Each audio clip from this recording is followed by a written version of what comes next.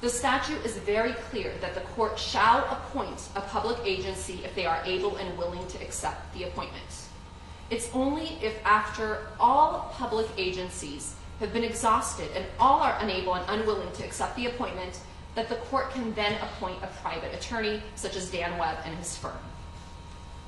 There is no exception in the statute for private attorneys who might be willing to do the case pro bono or who are willing to do the case simply for costs, not charging for attorney's times, but for their costs, which for a firm like Winston & Strawn is probably still an astronomical amount. And I don't know what the total of the costs is. I know they were supposed to be filing reports with Judge Tuman, I believe every 3 months, to show the taxpayers what their prosecution of Mr. Smollett is costing in tax, and I would be curious to see that figure. I'm not sure what that is, but I would guess it's a substantial amount.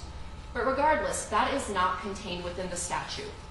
And here, because multiple agencies apparently indicated their willingness and ability to accept the appointment, Judge Tuman exceeded his authority and again violated the separation of powers doctrine by usurping the role of the legislator and appointing a private attorney as the special prosecutors in this case. The next issue I'd like to address is that the instant prosecution against Mr. Smollett violated a contractual right to immunity that he was promised by the Cook County State's Attorney's Office. In the original criminal proceedings, there was an immunity-type non-prosecution agreement that was entered into between Mr. Smollett and the State's Attorney's Office as an agent of the people of the state of Illinois. Not only was this agreement agreed on between the parties, but it was actually executed and enforced by the courts. And it's something that's already been executed. This isn't something where they could renege because it's yet to be performed by either side, but this was actually executed by Mr. Smollett. And the state's promise to Mr. Smollett was that after he satisfied them as to his community service, after he forfeited his $10,000 in bail bond, that the state would not further prosecute him in connection with the January 29, 2019 attack on him. And here we are again in another case instituted, it might be by different attorneys, but it's on behalf of the state of Illinois. And there's a statute that controls, and that's section 5/114-1 of the Code of Criminal Procedure, and it allows the court to dismiss an indictment, and a court is required to dismiss an indictment where the defendant has received immunity from prosecution for the offense charged. And indeed, Illinois courts have consistently dismissed indictments that violate this section. And the courts here analyze informal immunity agreements under the same basic principles of contract law. So Mr. Smollett here performed his side, and he was entitled to the benefit of the bargain he made with the state's attorney's office on behalf of the state of Illinois, and that was violated.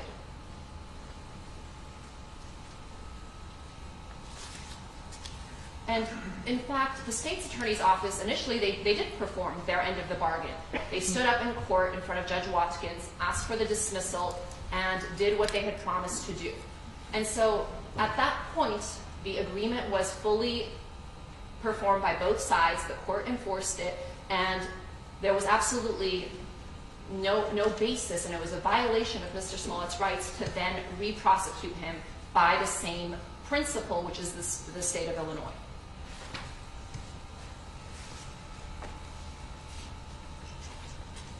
And there's important policy considerations for this, and the Starks Court, which is People v. Starks 106 Ill 2nd 441 1985, that's an Illinois Supreme Court case, and the Supreme Court in that case explained the significant policy considerations for this rule, and I quote, "The prosecution must honor the terms of agreements it makes with defendants.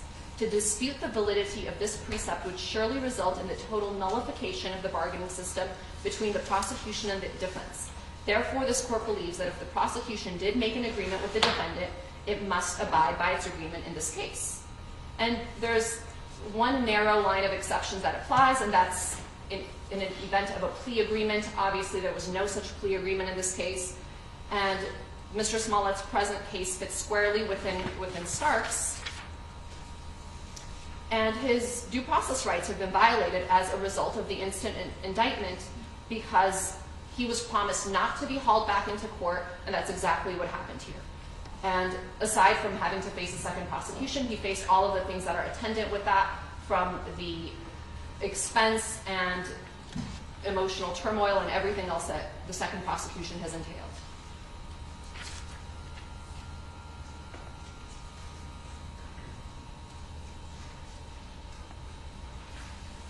In short, Mr. Smollett relied on the representations by the Cook County State's Attorney's Office, and at the end of the day, a deal is a deal, and the state of Illinois is not exempt from that ancient principle. And so we would ask that the case should have been dismissed on that basis. Now, the next issue I'd like to address is the double jeopardy. And we had briefed this before. The court's very familiar with our position on this, but just in brief to highlight a few of our points. The double jeopardy clause does not just prohibit double prosecutions, it also prohibits double punishment. And to punish somebody twice for the same thing is a violation of the Fifth Amendment. And here, Mr. Smollett was clearly punished in the prior criminal proceedings by the imposition of a criminal penalty. Now, certain people may disagree with the severity of that punishment. They may not think that was a just result, but it doesn't take away from the fact that he was criminally punished. And even the Office of the Special Prosecutor, at the outset of the case, when they filed the new indictment, they issued on February 20th, 2020, something called an information release. And in that information release, Dan Webb himself acknowledged that Mr. Smollett had been punished during the prior criminal proceeding. And I quote him when I say that Mr. Webb stated that the only punishment for Mr. Smollett was to perform 15 hours of community service and requiring Mr. Smollett to forfeit his $10,000 bond as restitution to the city of Chicago. Those are Mr. Webb's words, not mine. And he said the only punishment. So he acknowledged that Mr. Smollett had been punished. But again, he wasn't satisfied with that punishment. And that's exactly what the Double Jeopardy Clause is meant to prevent, second guessing of one prosecutor's discretion by another prosecutor. And that's exactly what happened in this case. There was absolutely no rational, non-punitive reason for Mr. Smollett's $10,000 bond forfeiture other than to serve as punishment. Upon the dismissal of the case, his bond normally would have been returned to him, less any bail costs, which would not exceed $100. However, despite Mr. Smollett's full compliance with all bail conditions, the forfeiture of his bond was required as a condition of the dismissal of charges against him. Therefore, this was obviously intended to punish him and serve deterrent purposes. And finally, the fact that he was not convicted of any crimes in the initial prosecution doesn't affect the analysis. In a case decided over 140 years ago, the United States Supreme Court explained, and I quote, "The compromise pleaded must operate for the protection of the distiller, in that case, against subsequent proceedings as fully as a former conviction or acquittal. He has been punished in the amount paid upon the settlement for the offense with which he was charged, and that should end the present action, according to the principle on which a former acquittal or conviction may be invoked to protect against a second punishment for the same offense. To hold otherwise would be to sacrifice a great principle to the mere form of procedure and to render settlements with the government delusive and useless. And for those reasons, the indictment against Mr. Smollett should have been dismissed for violation of the Double Jeopardy Clause." And so, again, here we are at following a trial, and we should have never been here to begin with. There were various critical errors that permeated these proceedings, and the charges against Mr. Smollett and the second indictment should have been dismissed at the outset. Respectfully, Your Honor does not have jurisdiction over this matter, and we believe it was legal error to proceed. Now, the second category of errors I'm going to discuss are trial-related errors. And these errors began from the outset of the trial, beginning with jury selection, and they went all the way through closing arguments and even jury deliberations. And again, I'm not going to go through all 13 of the errors that we outlined in our papers, but I will highlight some of the critical ones that violated Mr. Smollett's constitutional rights. I think everyone can agree that this was one of the most high-profile cases in recent history. There was an immense amount of prejudicial pretrial publicity and an overwhelming presumption of Mr. Smollett's guilt long before a single piece of evidence was ever presented in a court of law. And this was in part due to a national press campaign by the former police superintendent, Eddie Johnson. And he went on national television on various networks, and he made blatantly false allegations of what the evidence in this case was. And there were three in particular, and these issues were never raised at trial because that's just not what the evidence was. Eddie Johnson went on TV and he said, Mr. Smollett did all of this because he was dissatisfied with his salary on Empire. That was completely a false assertion. That there was zero evidence of that whatsoever. But he went out there and said that and put that in the potential jury pool. He also said that Mr. Smollett had sent himself the letter. Mr. Smollett fully cooperated. He gave his DNA, he gave his fingerprints to the FBI, not to CPD, but he did that to the FBI, and there was no connection between him and the letter. That didn't prevent Eddie Johnson from going out there well before this case ever got to trial and tainting the jury pool with that false assertion. He also said that Mr. Smollett paid the brothers $3,500 for the attack. And it was the brothers' own attorneys who went on TV right after that and said, no, this was actually as corroborated with a lot of text messages between Jussie and Abimbola Asundario. He had hired Abimbola as his trainer, and that's what the $3,500 check was in fact for. Now, based on this overwhelming presumption of guilt in this case, it was critical that jury selection be fair so that Mr. Smollett would receive a fair trial if that was even possible. But there were fundamental errors in that process. First, the court violated Mr. Smollett's Sixth Amendment rights by preventing the defense from actively participating in the voir dire process. The defense sought to directly question the veneer, but the court denied that request. And although the court asked the parties and took questions from both sides as to certain questions that should be asked of the potential jurors, Your Honor didn't ask all of the questions that the defense requested. By refusing to allow the defense to meaningfully participate in the voir dire process, the court prejudiced the defendant's ability to discover those members of the potential panel with biases and or potential prejudices against Mr. Smollett, violating his Sixth Amendment rights.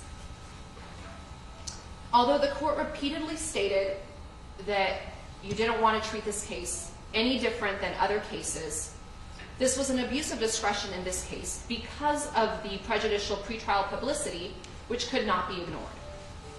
And you think I was required to ask every question submitted by your team to the denier, every single one? We think we should have been allowed to participate in this process because of the unique circumstances of this case where there was such an overwhelming presumption of guilt. We think it's a very different process when the court asks questions and when we as attorneys get to ask the right follow-up, in real time without having to wait for. There were certain questions the court asked, and this was my next point with Rosemary Mazzola, where the court cut off the answers. I think I asked most of the questions the defense requested of me. There were some I did not. For example, you wanted me to ask the denier, what kind of animal would you like to be if you had to be an animal? Or Superman or Batman, what do you prefer? Did you really think I was supposed to ask a denier when I'm choosing a jury in a criminal case, those kind of questions? We identified certain questions in our motion that we think, I believe there were 4 questions that we thought were critical, not the ones Your Honor just mentioned, but there were important. That was part of the pool of questions I received from you. Right, but there were important questions that were not asked. And the more significant factor is we should have been allowed to question the veneer in this case. Again, I'm not saying in every case. I respect that Your Honor doesn't do that in a lot of other cases. However, this case is obviously unique. Mr. Smollett, unfortunately for him, has not been treated like anyone else charged with Class 4 felonies. He's been disadvantaged at every turn, and his jury selection. I pick a jury in this case the same way I pick a jury in a murder case. I do the questions. I ask the lawyers for input. Tell me what questions you want me to ask. I vet them, and I'm happy to ask the questions that are relevant and helpful. I understand, Your Honor. But just the only point I'm trying to make is that I absolutely treated him the same as everybody else, and I didn't distinguish him from a class 4 offender, a potential offender, from a person accused of murder. I understand, and I think, Your Honor, that's the problem here. A regular murder defendant doesn't walk into court with a presumption of guilt. Mr. Smollett did. There is a presumption of innocence. That was non-existent in this case, and that was due in large part to, as I said, the former police superintendent held a press conference. He went out and did a media campaign. The mayor spoke out on this case. Even Judge Tooman, in his order, before a single piece of evidence had been set forth before Judge Tooman, he convicted Mr. Smollett in his order. He talked about what a charade this was, and he made findings. And Judge Tooman should have been recused. We actually filed a motion for him to recuse himself because based on the face of the order, it was clear that he harbored bias against Mr. Smollett and was convinced of his guilt when he was not ruling on a motion that involved, there was no factual dispute before him. There was no evidence presented to him. And he nonetheless took it upon himself to make improper factual findings which evidenced his bias. He should have recused himself. However, he didn't even let us intervene in those proceedings to consider our motion for recusal and to consider our motion for reconsideration of the order appointing the special prosecutor. And all of that was there. But to Your Honor's point, the reason I think Your Honor should have treated this case differently is for all the reasons I stated, which is he does not sit and he did not come before Your Honor the same as other defendants with a presumption of innocence, which is what he is afforded and entitled to under the Constitution. Instead, he walked in. I've never seen presumption of guilt the way Mr. Smollett faced. And it deprived him of a fair trial, and the court should have taken precautionary measures during jury selection. There should have been more leeway in this particular case. We made that request, and with all due respect, we believe it was error for the court to deny our active participation in the voir dire process and to ask the questions that we thought were important to be asked. Now, turning to a specific juror, which was Rosemary Mazzola, we specifically asked the court in chambers to further inquire of Ms. Mazzola, since she had said in open court that pretty much her entire immediate family are either current or former law enforcement. And there had been no follow-up to ascertain the fact as to whether Ms. Mazzola may have a family member who was actually involved in the investigation of Mr. Smollett or any of the facts surrounding his case. And we brought that to the court's attention. We thought that was a critical question that should be asked, because if we knew one of her relatives, for instance, was involved and helped investigate this case or was partners with someone who was investigating this case, that would have been critical, and obviously she should have been removed for cause. The court denied our request, and we don't think there was any good basis not to bring Ms. Mazzola in and ask her these important questions to make sure that she is unbiased and that she did have no personal conflict.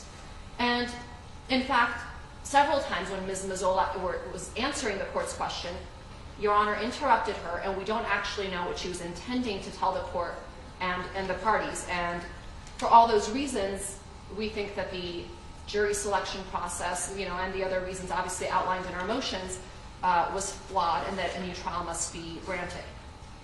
We also outlined in our papers the improper denial of several Batson motions in response to the Office of the Special Prosecutor's peremptory challenges, which we believe were improperly used to remove jurors based on their race and sexual orientation. Now, I'm not going to detail each of the peremptory challenges that we've outlined in our papers, but in short, anybody looking at this jury can tell that it was not a jury of Mr. Smollett's peers in Chicago. And we think that these significant issues during jury selection deprived Mr. Smollett of his constitutional right to a fair trial, and the remedy is to grant him a new trial. I'm next going to address the issue of prosecutorial misconduct. And this relates to an independent eyewitness, Anthony Moore, who was working as a loss prevention officer for the Sheraton on the night Mr. Smollett was attacked. Now, Mr. Moore does not know Mr. Smollett personally. He was a completely independent witness that police on their own interviewed multiple times. And Mr. Moore spoke to the detectives on at least 3 occasions, including on February 2nd, 2019, and on February 27, 2019, at Area Station. On each of these occasions, Mr. Moore unequivocally told police that around 2 a.m. as he was doing his rounds at the Sheraton, he saw 2 men running towards him from the area where the attack occurred. He said he flashed his flashlight on the first man's face, and he saw a white male wearing a ski mask. Mr. Moore could not see the second man's face. And Mr. Moore was entirely consistent with his repeated descriptions, and he never expressed any doubt as to what he saw. In fact, when asked to view a photo lineup at the station with only black men included, Mr. Moore told officers that the man couldn't be in the lineup because the man he saw was white. This description of a white male wearing a ski mask was exactly what Mr. Smollett had seen and described to officers. Mr. Moore was a key defense witness, as his testimony provided at the very least reasonable doubt that Mr. Smollett was truthful in his account of what he saw that night. Now, a year later, on January 29th, 2020, prosecutors from the Office of the Special Prosecutor met with Mr. Moore for a lengthy period of time, and they chose not to video record this interview. At trial, Mr. Moore testified that at this meeting, they showed him the CPD's evidence against Mr. Smollett, including surveillance footage and pictures of the Asendario brothers, who they said were Mr. Smollett's attackers. Mr. Moore testified at trial that he felt, quote-unquote, pressured and threatened to say he saw something he didn't see. And exhausted after hours of telling prosecutors something they did not want to hear, he eventually signed a statement saying he could have been mistaken when he saw a white man because maybe when he flashed the flashlight on his face, it was the reflection from the light that made him think that the individual was white. There was absolutely no reason for the Office of the Special Prosecutor to try to taint an independent eyewitness's clear memory of an event by showing him their version of the evidence and trying to scare him that he would be committing perjury if he testified consistent with his own independent memory of what he saw. This form of intimidation constitutes egregious prosecutorial misconduct and violates Mr. Smollett's fundamental right to present witnesses in his defense.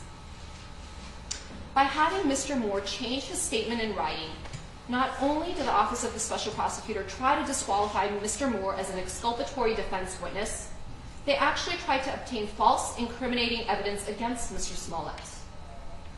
Although Mr. Moore, on the stand, tried to explain the reasons he gave the written statement stating he could have been mistaken about the skin color of the man he saw, the prosecutorial misconduct inevitably discredited Mr. Moore. And this flagrant misconduct constitutes reversible error. Now, the OSP's argument on this issue is really, it's the adage, the best defense is a good offense. They claim in their papers that the defense engaged in gamesmanship and, quote, manufactured prosecutorial misconduct. More outrageously, they claim that Mr. Moore committed perjury when he told the truth. This is belied by the undisputed record, which is that Mr. Moore gave police consistent accounts of what he saw, which is a white man wearing a ski mask, on multiple occasions close in time to the incident.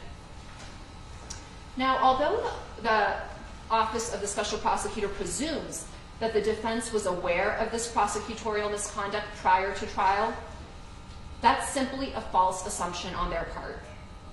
While Mr. Moore had been identified as a potential defense witness from the start based on his exculpatory statements to police, we only interviewed Mr. Moore for the first time on Friday, December 3rd, just days before he gave his testimony that Monday.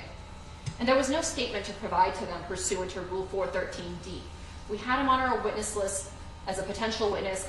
As Your Honor knows, the defense never knows until well into the trial whether you're even putting on a defense case. We knew he had always consistently said he saw a white male, so that's why he was on our witness list. And the decision was made mid-trial that we did want to, in fact, pursue calling him as a defense witness, And we spoke to him briefly. We interviewed him to see why he changed his statement, because it had been very clear that he consistently said one thing, and then a year later, after meeting with the special prosecutors, changed his story a little bit. He was careful in how he did it. He didn't say, I'm wrong, but he said, I may have been mistaken, because again, he wanted to be truthful. And the special prosecutors now say, oh, this was perjury, and the defense suborned perjury. Nothing is farther from the truth, and if the OSP actually believed that, they would have cross-examined him on what happened actually during these meetings.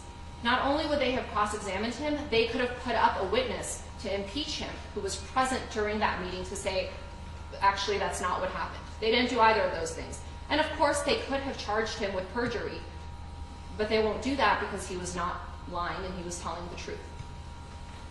One way or another, this was an egregious violation brought by the special prosecutor's office. They should have been disqualified when we made the request, and a motion for a new trial is required on that basis. And unfortunately, this isn't limited to Mr. Moore. Shortly after, for the second grand jury, when the special prosecutor's office convened the special grand jury to proceed on the second indictment against Mr. Smollett, they had at that time our papers that we had submitted to Judge Tooman asking him to reconsider the order granting the special prosecutor. And what we had done is detail the evidence, the favorable evidence, showing that Mr. Smollett was not guilty.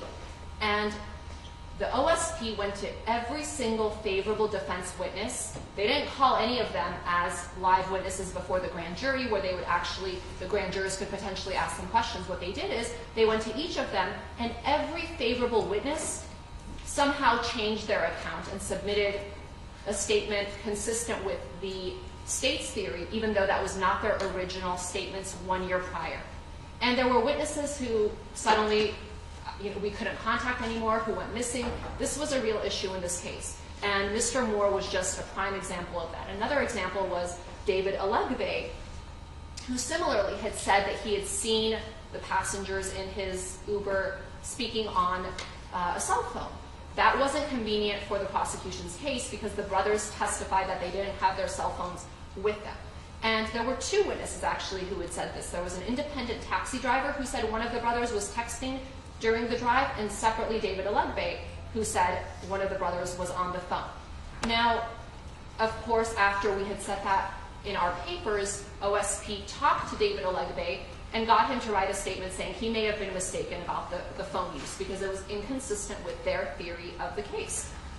And Your Honor saw David Alegbe got on the stand and he explained not only did he hear one of them speaking on the phone for 1 or 2 minutes before the second brother got in the car at their house, which they tried to say he could have been rehearsing his acting lines for that evening, as if the profanities that was yelled at Jussie in the street would have been something that would have to be rehearsed out loud in an Uber.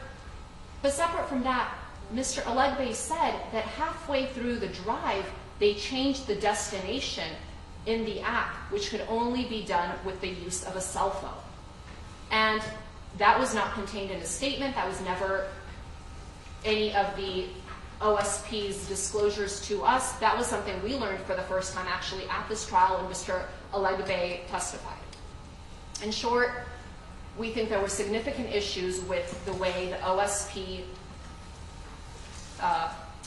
treated this case with the defense witnesses, and they tried to have defense witnesses either take back their statements and give incriminating statements towards Mr. Smollett, which were not their original independent stories, or I suppose some of these witnesses, for inexplicable reasons, were just not available, for the defense to reach.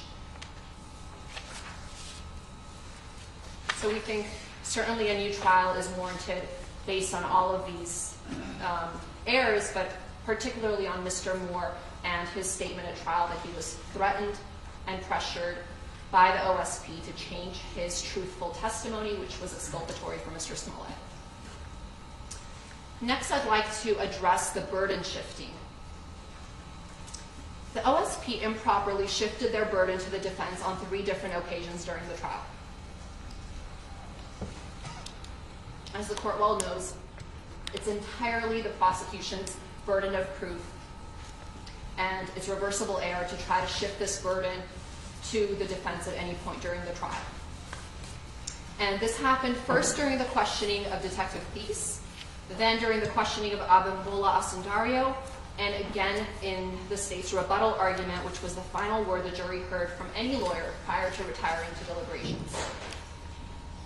The seminal case on a prosecutor's improper comments on a defendant's post-arrest silence is Doyle v. Ohio, and that's 426 U.S. 610, 1976 case, which holds that it is a deprivation of due process to allow an arrested person's silence after that person has been Mirandized and advised of his Fifth Amendment right to remain silent, to then use that silence against them at trial to create an inference of guilt. And that's exactly what the OSP did here on 3 separate occasions. Now, in its opposition papers, the OSP tries to argue that their questions to Detective Thies and to Abimbola Asundario relate to a text message sent on February 14, 2019, and do not involve Mr. Smollett's post-arrest silence. However, the improper questions were not limited to the text message or even to the time period prior to Mr. Smollett's arrest. For example, in questioning Detective Thies, Mr. Mendenhall broadly asked, quote, did he, meaning Mr. Smollett, ever make a statement that they, referring to the Asundario brothers, did nothing wrong and never would? Answer, no.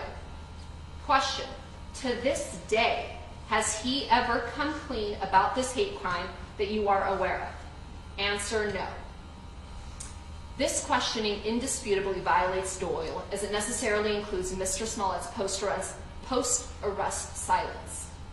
Furthermore, Illinois law actually goes a step further by holding that it's impermissible to impeach a defendant with his or her post-arrest silence, regardless of whether the silence occurred before or after the defendant was given Miranda warnings.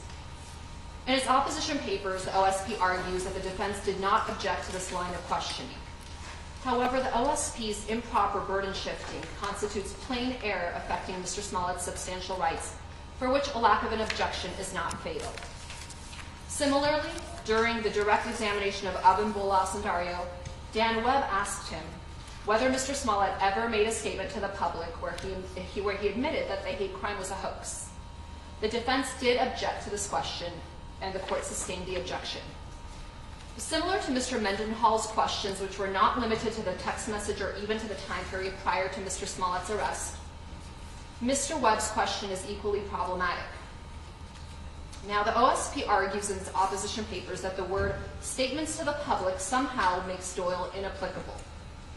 This argument is frankly ridiculous, as any public statements by Mr. Smollett would have been used against him if he testified at trial, the same as if he had made those statements to police. Here, this entire case hinged on the credibility of Mr. Smollett and of the Asundario brothers. By improperly commenting on Mr. Smollett's failure to tell the police or the public that the Asundario brothers did nothing wrong, or to quote-unquote come clean, the OSP violated Mr. Smollett's due process rights and his Fifth Amendment right to remain silent by improperly trying to shift the burden of proof to him. The OSP engaged in further burden shifting during its rebuttal argument, which is particularly prejudicial because it was the last time the jurors heard from any lawyer in this case. During rebuttal, Mr. Mendenhall stated, quote, Mr. Uche gave you no evidence of any video that was missing. The court overruled the defense objection, which was error. In its opposition papers, the OSP tries to minimize this error by arguing that this was simply a single comment and that it was provoked because defense counsel had argued to the jury that there was a lot of missing data. But that's the prerogative of the defense to argue. Again, it's the state's burden. They put on a lot of surveillance video and they suggested to the jury that they had a complete account from the beginning of the night to the end of the night, and the jury had to be told that these were pieced together, but there was a lot of missing footage. It was proper for the defense to do that. However, it was not proper for the prosecution to put that burden on the defense and ask for the defense to produce the missing surveillance footage, which is simply, again, not our burden to do. And as the court well knows, a single comment is sufficient to constitute reversible error warranting a new trial. And we had cited in our papers the case of People v. Giangrande, and that's 101 Ill App 3rd 397. It's a 1981 case, and that's instructive. That also involved a single comment by the prosecutor in the closing remarks. And the remark was, "Where's the evidence?" And as the court explained in that case, the comment may well have improperly suggested to the jury that defendant had a burden to introduce evidence. Objection to it was overruled by the trial judge. This was error. And again, it was error in this case for them to make that comment and for Your Honor to overrule that objection. But we'd ask that a new trial be granted on that basis. And I'm going to turn lastly to the accomplice instruction. The court in this case committed reversible error when it refused to provide Illinois Pattern Jury Instruction number 3.17 entitled Testimony of an Accomplice with regard to the Osundario brothers' testimony as requested by the defense. Pattern Instruction 3.17 provides, quote, "When a witness says he was involved in the commission of a crime with the defendant, the testimony of that witness is subject to suspicion and should be considered by you with caution. It should be carefully examined in light of the other evidence in this case." Now, despite the title, the instruction is not warranted only where a witness is officially charged as an accomplice. Rather, Illinois courts have held that the defendant is entitled to have Instruction 3.17 given to the jury if the witness, rather than the defendant, could have been the person responsible for the crime, or if the witness admits being present at the scene of the crime and could have been indicted either as a principal or under a theory of accountability, but denies involvement. Here, both of those circumstances are present, which required giving the accomplice witness jury instruction. The Osundario brothers were initially arrested because the CPD had not only probable cause, but substantial evidence that they were the perpetrators who attacked Mr. Smollett on January 29, 2019. And since then, in statements to the CPD and sworn statements to the grand jury and at trial, the Osundario brothers admitted to doing everything Mr. Smollett told CPD they did. Confront him on the street, yell racial and homophobic slurs at him, punch him, kick him, pour bleach on him, and put a rope around his neck. If it was not for their own self-serving statements and testimony that they did all of the above acts at Mr. Smollett's behest, they would have been charged with a hate crime, or at least a battery against Mr. Smollett. Because the Osundario brothers could have been the persons responsible for the attack on Mr. Smollett, Pattern Instruction 3.17 should have been given to the jury. Furthermore, assuming for the sake of argument that the Osundario brothers were in fact acting at the direction of Mr. Smollett as they alleged at trial, the only reason they were not charged as either co-conspirators or accomplices for their admitted participation in the attack on Mr. Smollett is because of their self-serving statements that they didn't know that Mr. Smollett would report the attack to the police.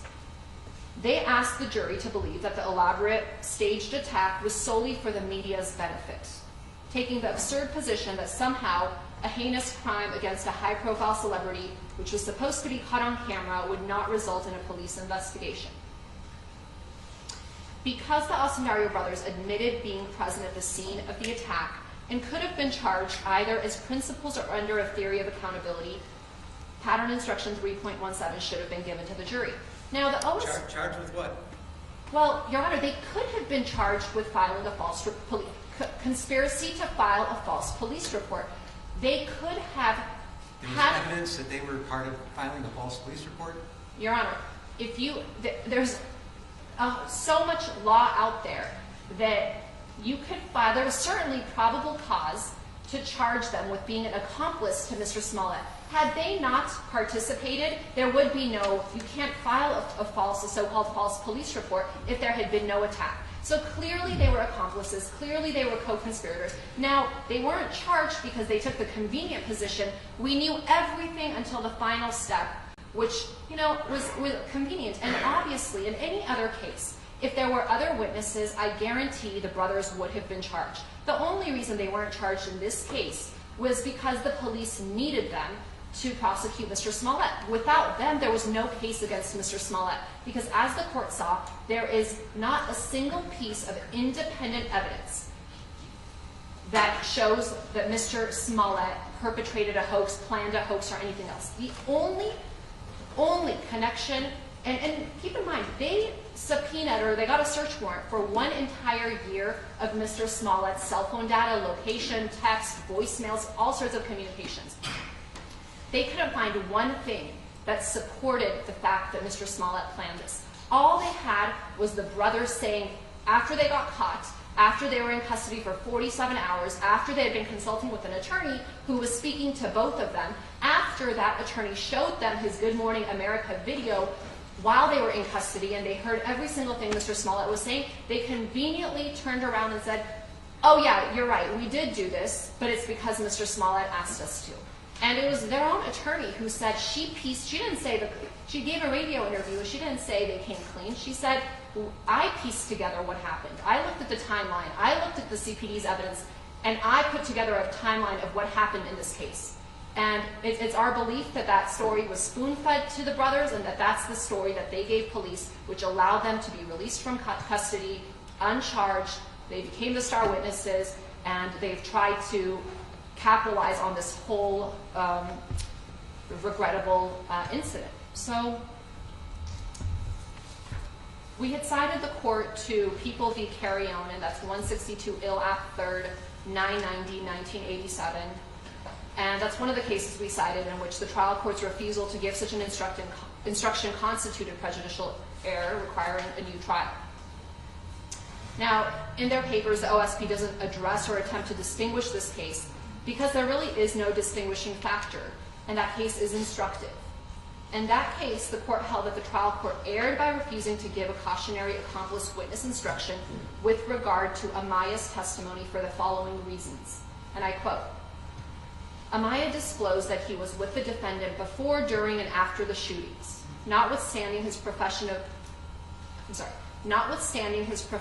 innocence based on his alleged fear of the defendant, we believe probable cause existed to indict Amaya for the offenses, particularly when one considers that when he was initially taken into custody for questioning, he possessed money linking him to the crime.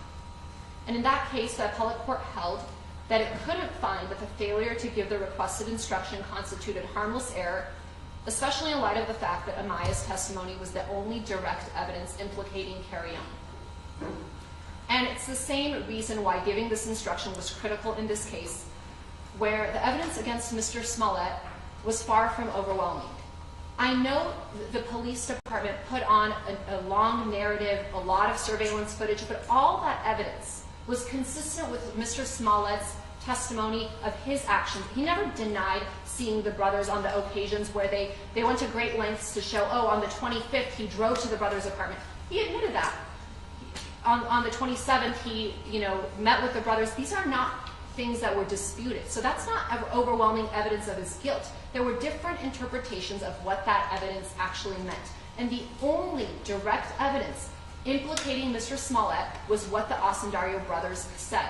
And it was reversible error not to instruct the jury that they had a motive to lie about that testimony. It was that story that allowed them to avoid charges in a case where a convicted felon engaged in an attack on Mr. Smollett. He and his brother, if you believe the testimony, agreed to do this despite Ola's prior criminal felony conviction for a very similar attack on another individual, another group attack.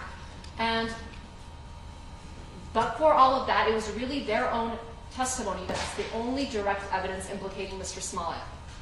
So under the circumstances of this case, the court should have instructed them that their testimony should have been cautiously scrutinized by the jury. And the court's refusal to provide this instruction under the circumstances of this case was not harmless and constitutes reversible error. In conclusion, I'd just like to say that although we believe each of the 13 errors outlined in our papers independently constitute reversible error and that each warrants the granting of a new trial, even if the court is not persuaded that any one of these errors warrants a new trial, we believe that the totality of trial errors undoubtedly affected the verdict, and the cumulative error certainly warrants a new trial. And there's ample authority supporting the grant of a new trial in such cases. And I'll just cite the court to People v. Lettrich, and that's 413 Ill 172. It's a 1952 case where the Illinois Supreme Court reversed the defendant's murder conviction and death sentence. In that case, there were a number of evidentiary errors alleged, including that the court erred in limiting and restricting the defendant's cross-examination of a critical witness, as well as certain inflammatory and prejudicial remarks to the jury in the arguments by the state's attorneys. In reversing the conviction and sentence, the Illinois Supreme Court stated that the totality of these errors compel us to the conclusion that this defendant has not had the fair and impartial trial, which is the inherent right of every person accused of a crime. And that's the same exact situation we have here. There have been a series of legal errors. If the court is not convinced that any one of them warrants a new trial, would ask that the court consider the totality and grant Mr. Smollett a new trial. Thank you, counsel. Government wish to make response to the post-trial motion of the defense? We do, Your Honor. Mr. Weaver, you may address the court.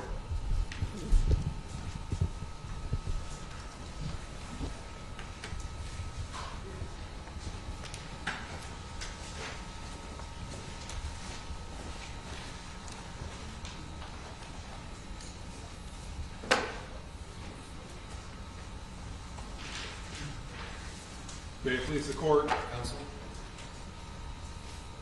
Your Honor, due to the sheer volume of the arguments, heard about an hour here, and you've already mentioned 83 pages that they've submitted.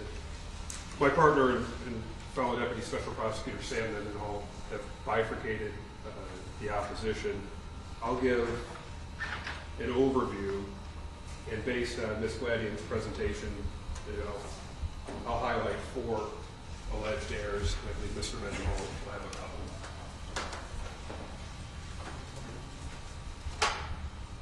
To begin, I'll just start with a blanket statement that for everything prior to November 29,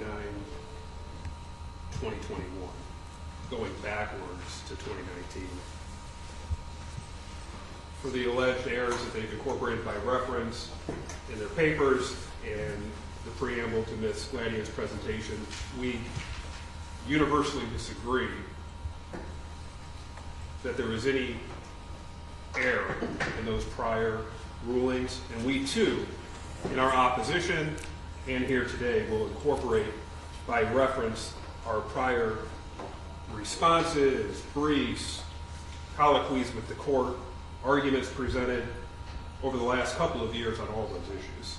And I will not retread them, but the record is clear for the issues that have been presented to Judge Tooman, for which we have been involved, for the issues that have been presented to this court, for which we have been involved, and for the issues that have been presented to the Illinois Supreme Court, for which we've been involved, are all incorporated by reference. At each stage, no matter the court or the judge that have heard it, each one of those prior rulings were proper, required by the law, and none need be nor should be revisited.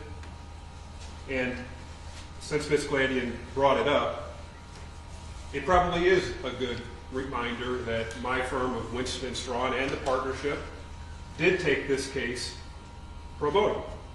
And our firm did, and Mr. Webb in particular, did shoulder that burden that was called for by the appointment of the special prosecutor.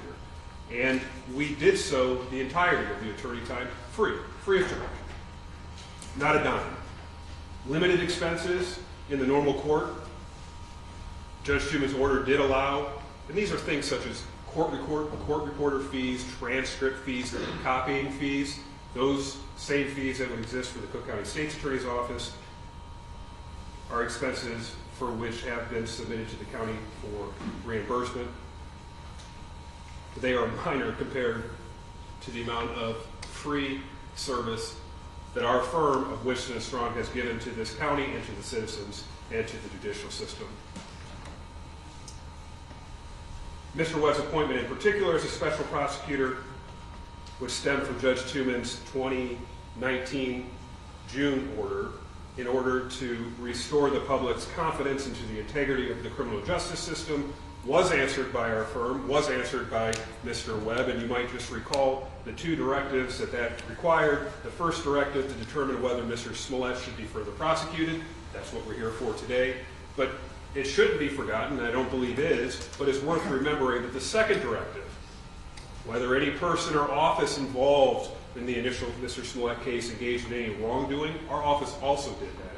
And you heard Ms. Glanian talk about certain of those things in our argument, but the OSP did complete a thorough investigation, did have a grand jury seated, did prepare a detailed and comprehensive report as it relates into the Cook County State's Attorney's Office, as it relates to the investigation in the Chicago Police Department, and did so for a total cost of attorney times for $0.00. And it should be noted, since it was raised, and it's important to understand that we believe we have fulfilled the call to restore the public's confidence into the integrity of the criminal justice system. As to the actual substance of Ms. Glanian's presentation, and as it relates to the 13, what I'll call macro-level alleged errors, although they list a myriad of alleged sub-errors as well.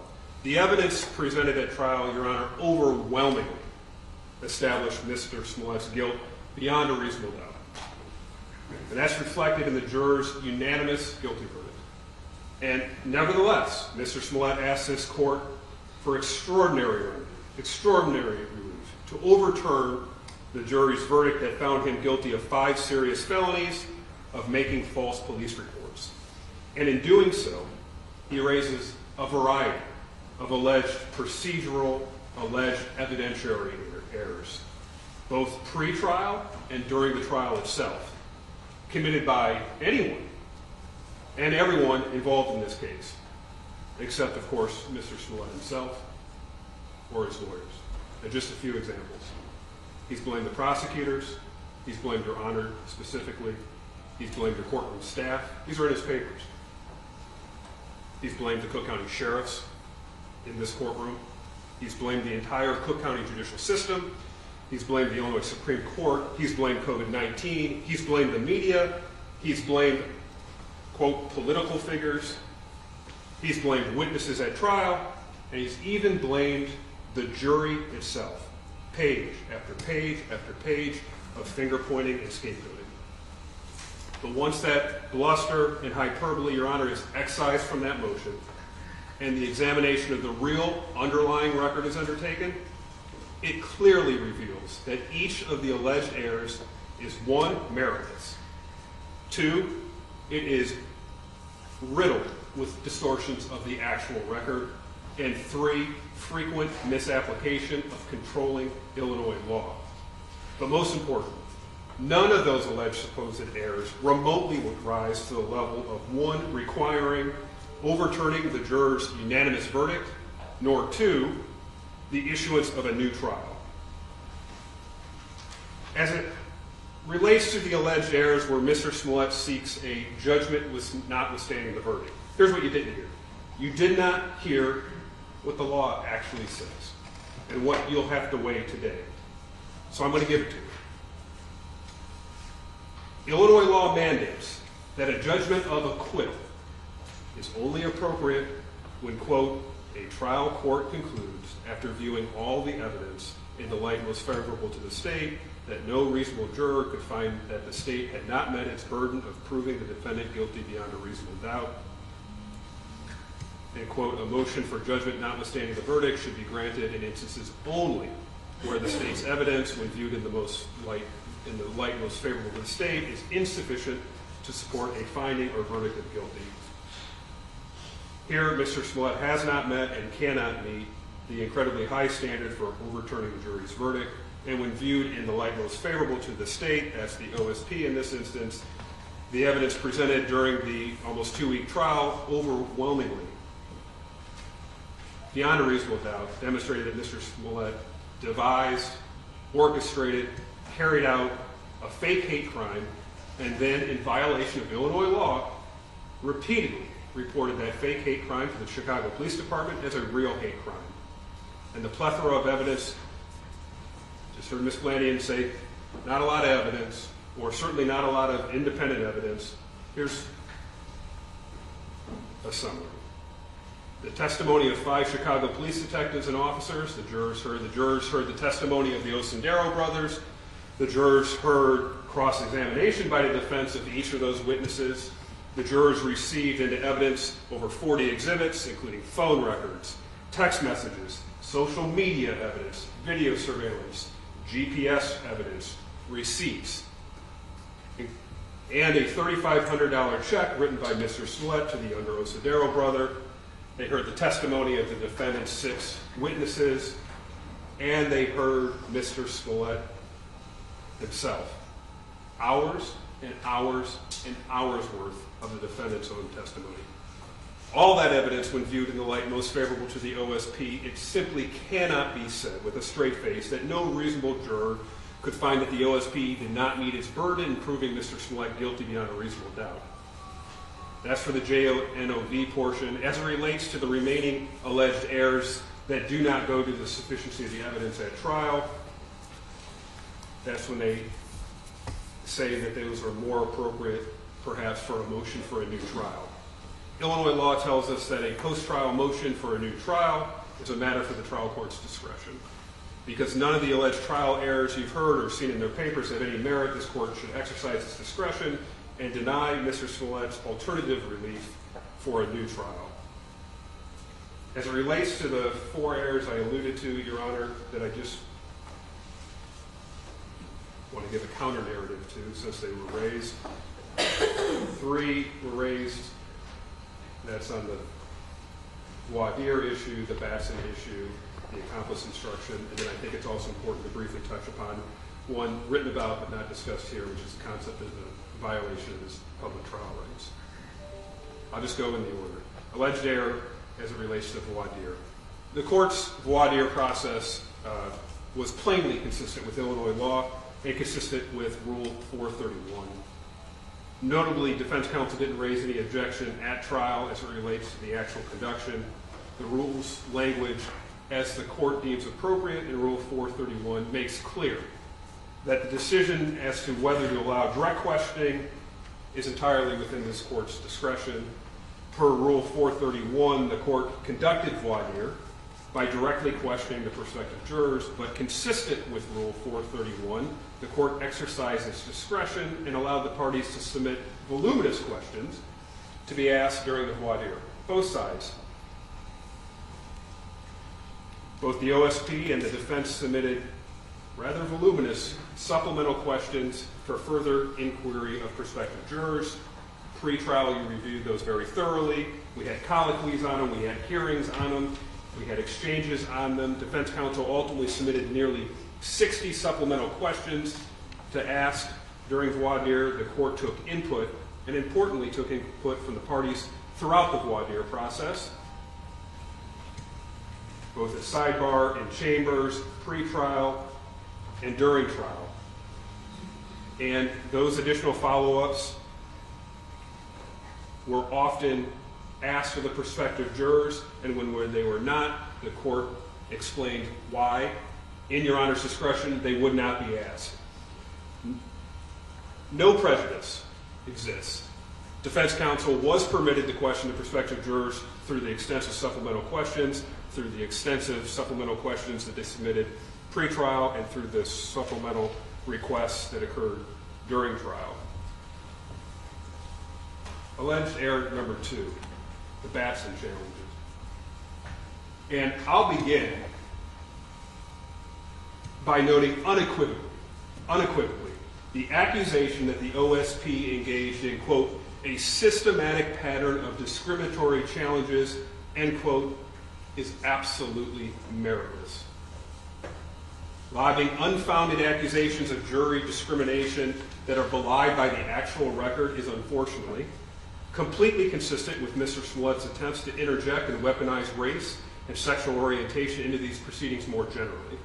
Just as he did when reporting the fake hate crimes of the Chicago police in 2019, just as he did when he took to the airwaves in 2019 in what is now perhaps the now infamous Good Morning America interview.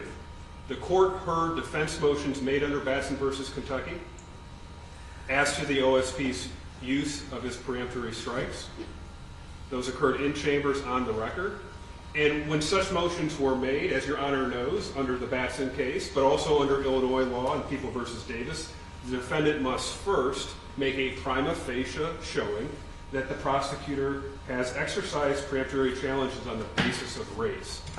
And the court correctly concluded at the time, analyzed those motions under the standard articulated both in Batson and Davis, and found that the defense had not made a prima facie case of discrimination on the basis of race or sexual orientation. But even though it wasn't required to, the OSP, because of the challenges, even though a prima facie case had not been shown, the OSP did provide neutral explanations, both for race and sex, as to each of the preemptive challenges at issue. But rather than grapple with that actual record, which they didn't do, you didn't hear it today, they didn't grapple with the actual record, and they didn't do it in their papers either. Because if you looked at the record and you saw things and the explanations as it relates to the challenges, undisclosed, disorderly conduct incident, a victim of a hate crime, avid watchers of Empire, getting news from TMZ, watching movies that starred Mr. Smollett, Googling the case, getting news only from social media or from Instagram, struggling to understand or hear questions. If they actually grappled with the actual record, it wouldn't fit the narrative that they wanted out in the media. Unequivocally, meritless motions that were offered, the court's prior rulings, all should stand on that point. As it relates to the alleged error number 3, the accomplice instruction on the IPI, the Illinois pattern instructions. As Your Honor knows, the court has discretion to determine which jury instruction should be given. Defense counsel sought, and you heard it here today, to include 3.17, that's the testimony of an accomplice, in the jury instructions. They've done it again here today to try to define the fake attack on Mr. Smollett, which is not a crime, as the crime for which the IPI 3.17, how they would like it to have been analyzed in the application of that instruction. But IPI 3.17 on its face has no application to this case. The Osendaro brothers did not admit, nor was there any evidence, that they were involved in the commission of a crime with the defendant. That's the language from 3.17. What is that? It would be filing the false police reports. And Mr. Smollett, not the Osendaro brothers, made the decision to file multiple police reports, false police reports, claiming he was the victim of an alleged hate crime. The Osendaro brothers could not have been the person responsible for the crime. That's what's required to get a 3.17 instruction, because they did not assist nor participate with Mr. Smollett in the filing of the false police reports. Moreover, Your Honor, the Osendaro brothers did not admit to participating or otherwise being present to the reporting of the fake hate crime to police. Therefore, they could not have been indicted for disorderly conduct or for filing a false police report. The court properly and correctly exercised its discretion in not giving the 3.17 instruction, and that ruling should stand. Lastly, Your Honor, a significant amount of ink was put into the last topic I'm going to discuss, which is the right to a public trial. As everyone in this room knows, this trial took place in the middle of a global pandemic, right on the cusp of the Omicron variant. This court did a great job holding a public trial. All necessary parties, the court, courtroom staff, Cook County sheriffs, the OSP, defense counsel, the jury, media, numerous members of Mr. Smollett's family, numerous of his friends, members of the public at large, were able to attend every single day of the trial proceedings. The logistical efforts for which the defense has taken swipes at this court and this courthouse deserve to be commended, not bashed. The defense objected to having cameras in this courtroom during the actual trial. And they objected to having cameras in this courtroom at every step of the way. And the court respected that objection in declining extended media coverage up until today's hearing.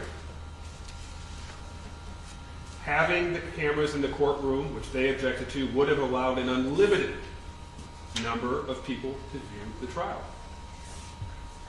Their papers struggle with this. They acknowledge the position. I'll coin it sort of their Goldilocks position. Your Honor, don't make the trial too public. And then once you did that, today it's not public enough. And they've alleged that no members of the press were in the courtroom during any of the jury selection process. Not so. The court knows. There were at least two members of the media that were present in the courtroom, probably both of whom are here today, that sat in the corners during the process of voir dire. Many more were sitting at the courtroom exits and standing. These doors were open. Those doors were open. The doors to Your Honor's courtroom across the hallway were open. Chairs were provided. And while the sheriffs did a great job trying to get people into seats, there were a lot more people that weren't in seats. And for anyone that actually sat in here, which you did, I did, they did, knows there's a lot of people peeking in and out during the voir dire process. The concept that Your Honor closed the courtroom just belies reality. Your Honor kept the courtroom open. Members of the press were here. They were able to keep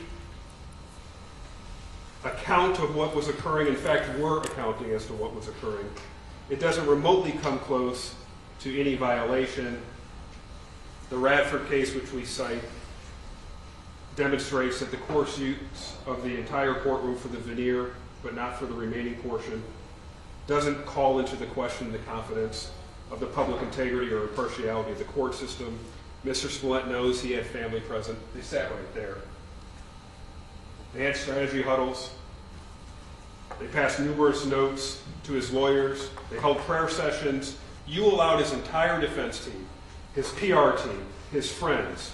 You never took a head count on them. You were gracious in understanding that the defendant's right to a fair trial had to be weighed against a global pandemic, and it was commendable. You did not err, and you certainly did not violate Mr. Smollett's Sixth Amendment right, and he certainly doesn't deserve a new trial. Generally, but certainly for that specifically. With that, Your Honor, if you have any questions, I'd like to turn it over to Mr. Mendenhall. Mr. Mendenhall?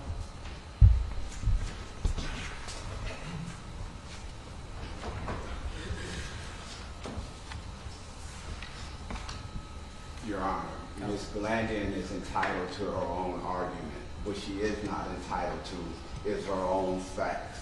She stood before this court and told you they raised the issue of David Elderby's direct examination. Nowhere in this 83-page motion did they ever make a single complaint about the examination of David Elderby. Ms. Glandian stood before this court and told you that they made a motion to recuse the whole Office of Special Prosecutor, Mr. Webb, myself, Mr. Weaver. Nowhere at trial or in this paper is there such a motion. Your Honor, as we established at trial, facts matter, truth matters, evidence matters. They are not entitled to their own facts. Another fact in this matter, Your Honor, the one disqualification that they did make was to recuse a deputy special prosecutor who examined Mr. Moore. that deputy special prosecutor is an honorable man, is a man I've worked with for 20 years. His integrity is impeccable, his reputation is impeccable, and his ethics is impeccable. Your Honor, they say he put Mr. Moore on the stand to commit perjury. Mr. Moore got on the stand and testified that the person he saw was white. Your Honor is well aware the actual two people that ran by him got on the stand and testified. Abel Osendero, Abimbola Osendero. Your Honor, if nothing else has been established in this entire trial, I think we can both agree it's been established that they're not white. Yet, they came here today and making that same argument. Their arguments is in wine. They're not getting better with age. Your Honor, to try to discredit a man and to call into question when all he did is serve pro bono faithfully and for free does a disservice to the job that this office of the special prosecutor did. Not only did they not prove anything that merited disqualification, they did it with pure gamesmanship, Your Honor. The rules require that you bring it to the court's attention in advance. They waited till the witness got on the stand and had him point at the deputy special prosecutor. Your Honors, and these are your words exactly, Your Honor, you said this was the first time in your history of a judge where you ever seen a witness get on the stand and point at a prosecutor. I've never seen it. I suspect no one in here has ever seen that.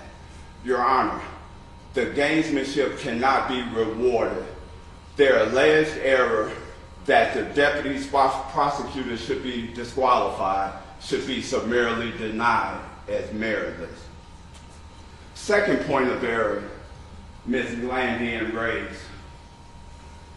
She said that the Office of the Special Prosecutor commented on Mr. Smollett's post-arrest silence and post-Miranda silence. We did no such thing. On February 14, 2019, in an unsolicited, voluntary, non-custodial interview with the Chicago Police Department, Mr. Osendero sends Abimbola Osendero a text saying, "Brother, I love you.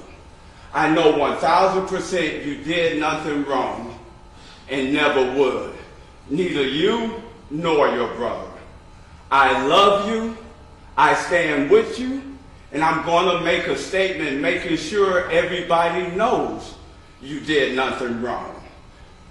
It was voluntary, it was non-custodial. How do we know it was non-custodial, Your Honor? Mr. Smollett got up and left after the interview. He wasn't taken in custody and was represented by one of the finest lawyers in Chicago. To say that when we questioned Detective Feast about that text, that we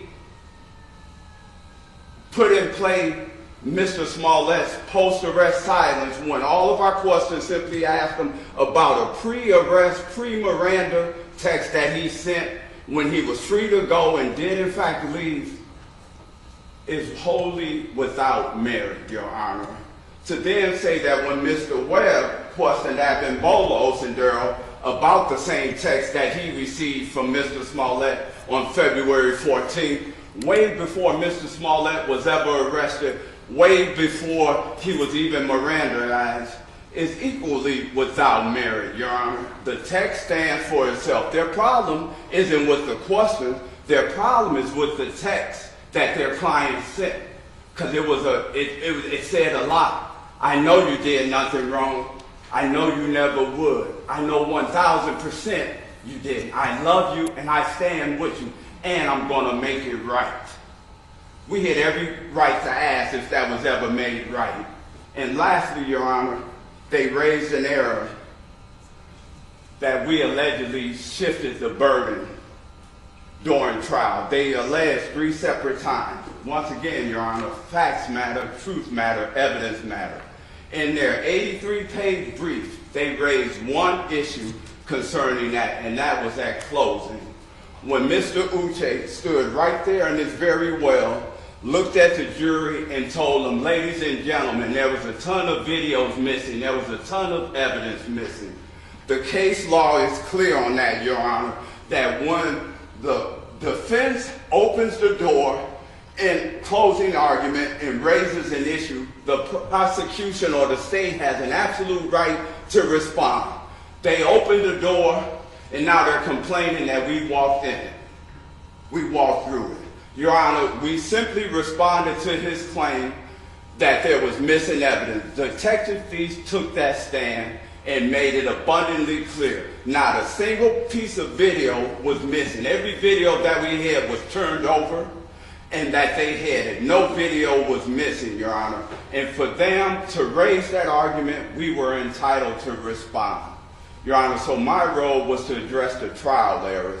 I wanted to do it in a summary fashion because we've been going a while now. But those 3 errors that Ms. Glandian raised are simply not supported by the record. She's entitled to her own argument. She's not entitled to her own facts. We thank you for your time. We respectfully ask that you deny the motion, and the state is ready to proceed to sentencing. Anything else you want to add? Very briefly, Your Honor.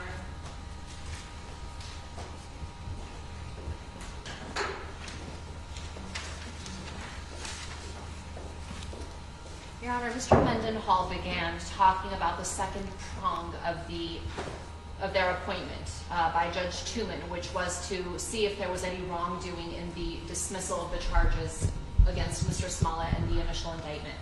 Now, I know there was some public outcry after the sudden dismissal of the charges. However, the OSP did a thorough investigation, and the one thing they did not find was any misconduct on the part of Mr. Smollett, anybody surrounding him or his team, in the dismissal of the charges against him. And that's critical because that impacts the fact that the agreement should have been honored. Now, whatever may or may not have gone on at the state's attorney's office, whatever the inner workings are, has nothing to do with the expectation that Mr. Smollett had when he entered into an agreement. He performed his part. The state's attorney's office at the time performed their part. The court enforced that agreement. And again, we know from the OSP's investigation that there was absolutely no wrongdoing on the part of the defense in bringing about the dismissal of charges against him. That was something that was offered in the discretion of the state's attorney's office, and he was entitled to rely upon it, which he did to his detriment. As far as the voir dire questions, I just want to emphasize that we're not talking about every single question. I know Your Honor asked a few questions or raised a few examples saying that those are not things that needed to be asked. For the record, I just want to identify the 4 questions that we thought were significant to determine if any of the potential jurors had any prejudices or bias that would deprive Mr. Smollett a fair trial, and the 4 questions that we had asked the court to inquire of the potential jurors and that we believed based on this court's order stating that the court would address these topics were: number 1, are you or is anyone close to you a member of the mainstream media? 2, do you have any particular feelings one way or another about actors? And this was critical because Mr. Smollett as an actor testified. 3, would the sexual orientation of Mr. Smollett or any witness have any bearing on your ability to reach a fair decision in this case? And 4, do you believe that you would give more or less weight to the testimony of a law enforcement officer as opposed to the average citizen? And these were important questions. Again, in light of... Are you sure those questions weren't asked, albeit in my words, not your words? Are you sure about that? Yes, Your Honor. We've reviewed the record. We put this in our motions. Again, I think you may be mistaken. our review of the record tells us otherwise. Now, as far as the accomplice instruction, Mr. Weber said that the Osundario brothers could not have been charged with filing a false report because they weren't present when Mr. Smollett reported the attack to police. That is completely absurd. It's like saying somebody can't be charged as an accomplice to murder or a co-conspirator in a murder if they're not physically standing there when someone shoots the gun. It's a silly argument. The Osundario brothers absolutely could have been charged as an accomplice or a co-conspirator. There was probable cause. Despite their denial, they could have been charged. People in courtrooms all across the country are charged every single day with less evidence for conspiracy-based crimes or as an accomplice. They absolutely could have been charged in this case. The CPD and the State's Attorney's Office made a decision not to charge them because they wanted their testimony against Mr. Smollett, but that doesn't mean they couldn't have been charged, and it doesn't mean that the instruction should not have been given, because they do satisfy the requirements necessary requiring that instruction to be given. And Mr. Mendenhall stated, I'm not entitled to my own facts. I'm certainly not here creating any facts. The record speaks for itself. Anthony Moore took the stand. He stated what he stated. We have the transcripts to show that. And he's the one who got up on the stand and said he was threatened and pressured. And when I made reference to disqualification, I certainly wasn't suggesting that we asked for the entire OSP to be disqualified. I was up here. I'm not trying to name any individuals. Our papers are clear as to our disqualification motion. I believe Your Honor already knows that. And finally, just to address the post-arrest silence issue, Mr. Mendenhall wants to isolate the statements as relating to the text message, and he says that these were all statements, or he was referring to the fact that that text message exchange on February 14th was prior to the fact that Mr. Smollett was arrested. However, that's not the question that was asked, and that's not what the jury heard. The questions said, to this day, has Mr. Smollett ever come clean? Has he ever said that the Osundario brother, it basically says, has he ever corrected the record? And it was specifically, the language was to this day, and has he ever? And so that necessarily includes post-Miranda, as he was sitting in trial as a criminal defendant. And so we think all of those things were error. And as far as the burden shifting, Mr. Mendenhall says there was no missing video. There in fact was. There was no video footage of one of the taxi rides, which made no sense because it had been, the CPD had apparently obtained that video. However, it was nowhere in the discovery. Later we were told it doesn't exist, but there was missing video, not to mention all of the pieces of surveillance footage that obviously they weren't able to obtain. So again, it was fair game for the defense to comment on those things as the prosecutor's failure to meet their burden and to have the jury wonder about those things. It was not fair game for the prosecutor to do what they did, which is shift the burden and put it on Mr. Smollett to have to prove his innocence and have to come up with this evidence that he simply didn't have. So again, as we asked the court to grant a new trial in light of the totality of errors that have occurred and have deprived Mr. Smollett of a fair trial. Thank you. Everybody done? Nothing further. Okay. All right. Let me indicate that we've been talking about these very issues for the last couple of years. Most of them are pre-trial, and certainly there are some that took place at trial. I've never had a case that has been pled as exhaustively as this one. Voluminous writings, hundreds and hundreds of pages of filings, asking for multiple motions to dismiss, jeopardy claims, motions to disqualify counsels, all of which are contained in the post-trial motion. It's fair to contain them in the post-trial motion, but I mention now that these have been vetted and records have been made, and I've articulated myself at great length on all these issues in the past. And I am comfortable with the colloquies that were had and the decisions I made as a result of those colloquies. Just a few matters right now I want to address, and I think I should because they've been brought up with some passion by Ms. Glandian. There has been some suggestion that somehow this court should not have allowed the second indictment to go forward because it was invalid, because somehow Judge Leroy Martin, chief of the criminal division at that time, when he appointed Michael Tuman, or asked Michael Tuman to be the one to preside over Sheila O'Brien's petition, seeking a special prosecutor, that somehow that was flawed, that Judge Tooman, when he held hearings, and he held exhaustive hearings, and his report speaks for itself, that somehow those proceedings were flawed, and a special prosecutor never should have been appointed, and that I somehow should have been in a position to grant some kind of collateral relief and dismiss the second indictment because the appointment of special prosecutor in the first place was invalid. I've read all of those transcripts, everything that took place in all of the hearings before Judge Martin and then Judge Tooman. Judge Tooman issued his report. He took it under advisement, and believing there were lengthy hearings that were held on this matter.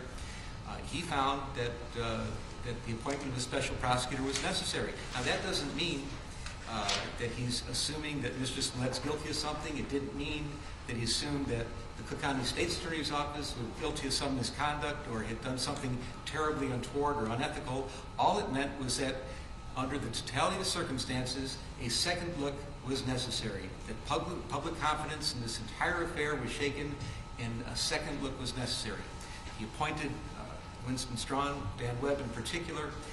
I find nothing wrong with Judge Tooman's reasoning, his analysis. I'm not sure I have the right to offer a collateral remedy because I'm just a trial court judge on the same level as Judges Martin and Tooman. But be that as it may, I happen to agree with their reasoning that they found that the appointment of a special prosecutor was necessary, and all they did was investigate, and then they found things after that.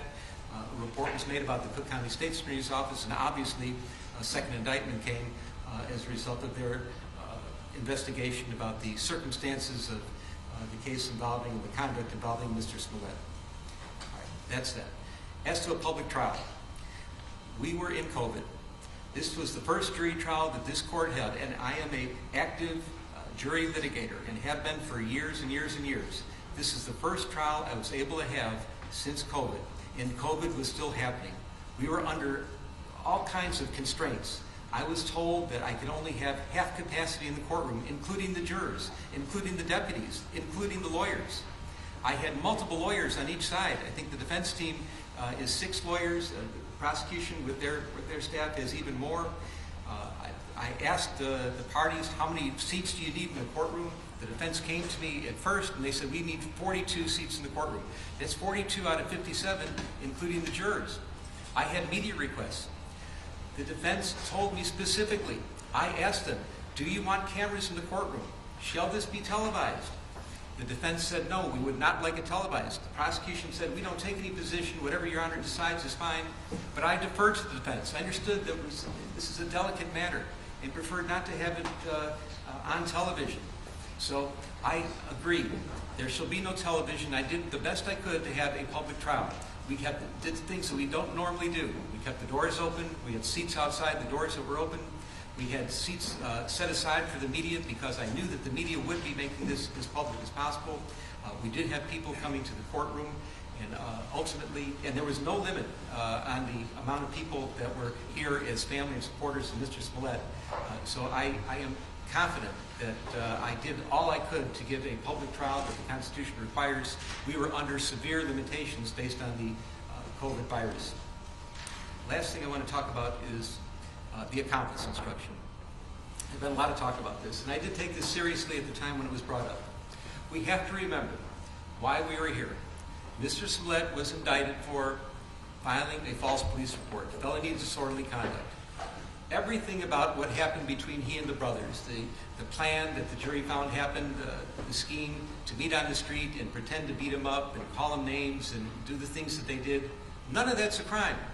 There was, because Mr. Smollett was consenting to it, not only consenting to it, he had orchestrated it, according to the evidence. There's nothing you could find the brothers guilty of. They didn't commit any crime. The only crime that was at play in this entire scenario was the false police report. When the police were called, the brothers were no longer there. They weren't consulted. They were out of the picture. The problem that Mr. Smollett has are what he said to the police and what the jury found that he said to the police, and that it was patently false. That was the problem. And the brothers had nothing to do with that. And because the crime at issue was the filing of the false police report, the felony disorderly conduct counts, I found that the brothers had nothing to do with that portion of it, and the accomplice instruction for those reasons would not lie. And so I just want to put that to rest. And we talked about that at length previously, and I know Ms. Lanyon is serious about it. that's fine, but I see no problem with that. As to the rest of it, we've talked about this for 2 years, and I have made records both orally and in writing on each of these issues, even some things that were not raised orally today. I'm going to stand by my findings and rulings. I do believe at the end of the day that Mr. Smollett received a fair trial, that he was proven guilty beyond a reasonable doubt by the jury based on the evidence that was presented, that there was nothing unconstitutional about these proceedings. His motion for post-trial relief was respectfully denied. We're going to go further. I'm suggesting we take a short recess, and then we're going on to a sentencing hearing. Let's take 10 minutes.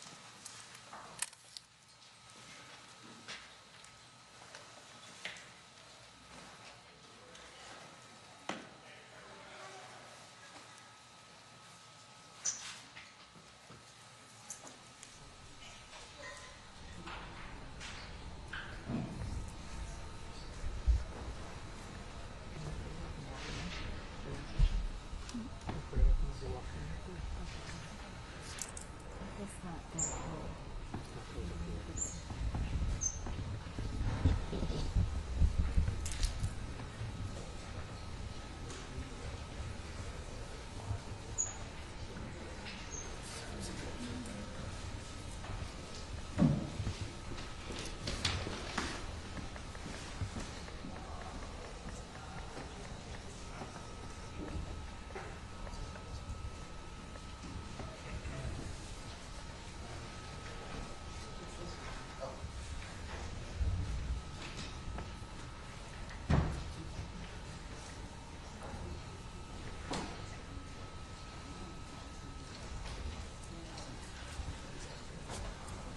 Let your colleagues know that we're ready to start, please?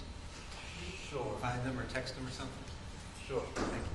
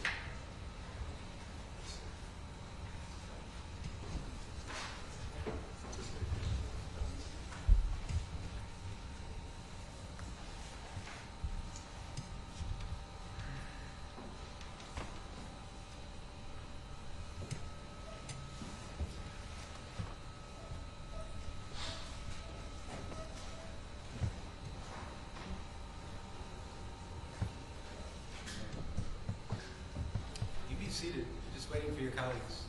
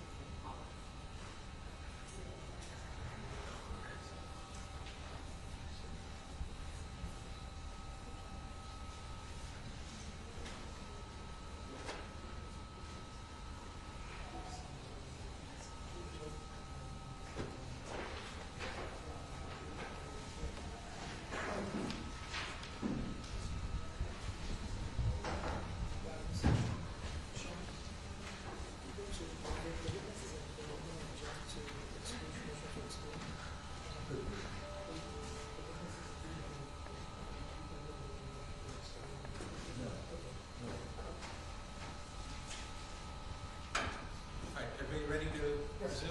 Thank you. Okay. We're at a sentencing stage now. Pre-sentence investigation is ordered and it's been received. Does either side have any corrections they wish to make to the pre-sentence investigation? Your Honor, may I have to say no. Sorry? Any corrections or amendments? No corrections, Judge. All right. Then we'll proceed on further. I will inquire of the government, do you wish to present evidence in aggravation, either witnesses or documentary evidence? The answer is yes, Your Honor. Sure. You may do so. Mr. Mendenhall will be presenting the witness statement. Your Honor, I have a victim impact statement that I would like to, I've been asked to present on behalf of the City of Chicago and Superintendent Brown of the Chicago Police Department. As you correctly pointed out, is of some length, so I tried to condense, and I'm only going to read the relevant portion, but I will point out for the media and for the public watching, the full statement has been filed and made available to the court, as well as defense counsel.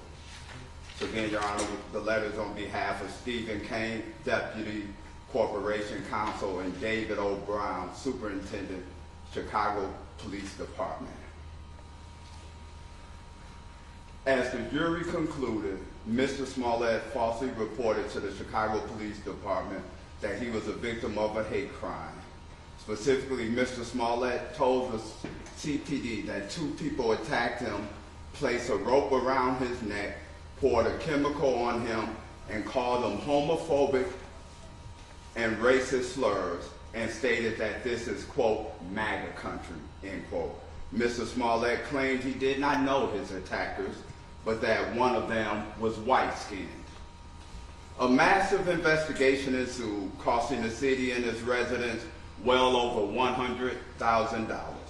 For the following weeks, more than 30 Chicago police officers and detectives investigated Mr. Smollett's report by conducting witness interviews, reviewing over 1,500 hours of surveillance video, in-car camera videos from taxis collected by detectives, as well as other evidence.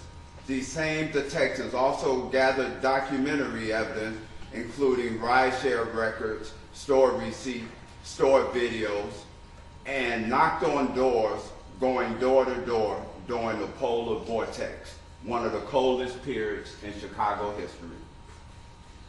During this period, the detectives and police officers worked around the clock, amassing over 1,000 hours of overtime in an effort to solve what in the beginning was thought to be a horrible hate crime.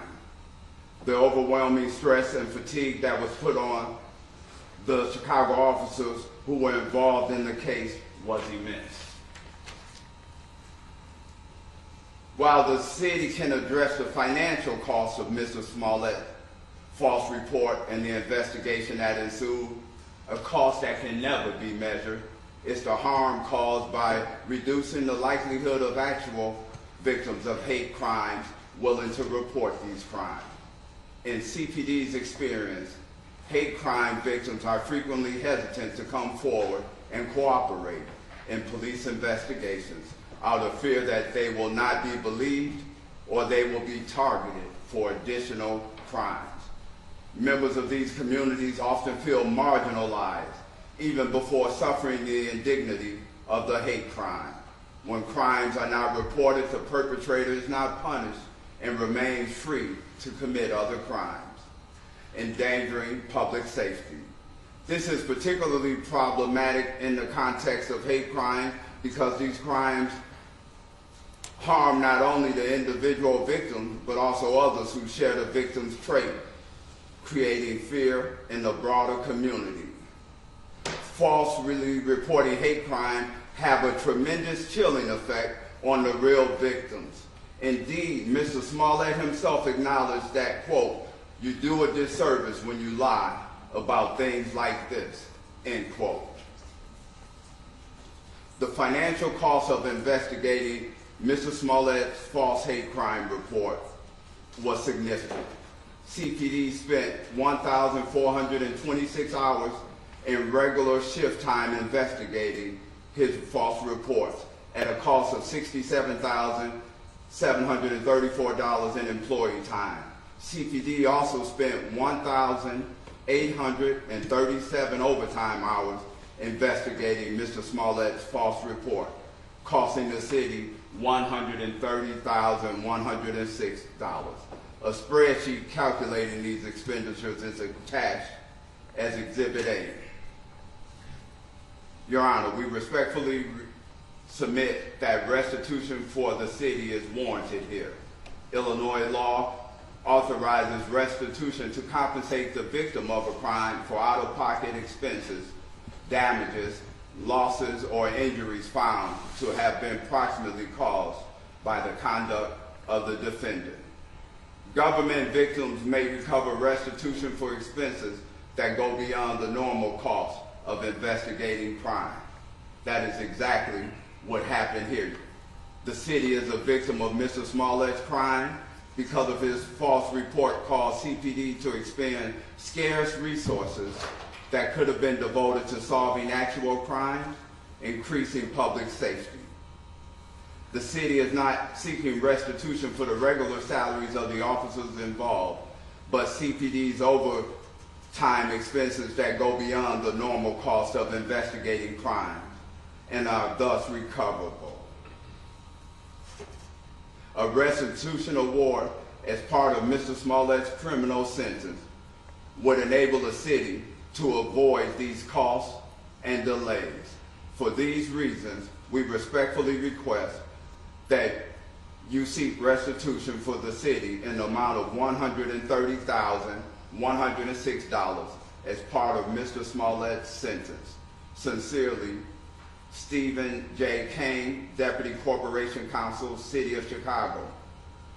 David O. Brown, Superintendent, Chicago Police Department.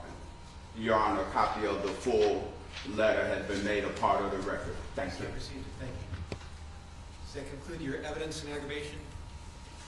Yes, Your Honor. Okay. Does the defense have evidence, witnesses, or documents that they wish to present in mitigation? Yes, Your Honor. Sure. You may proceed, Ms. Dowling. Thank you. Judge, we would call witness Rich Daniels. Rich Daniels, sir, please step up right here.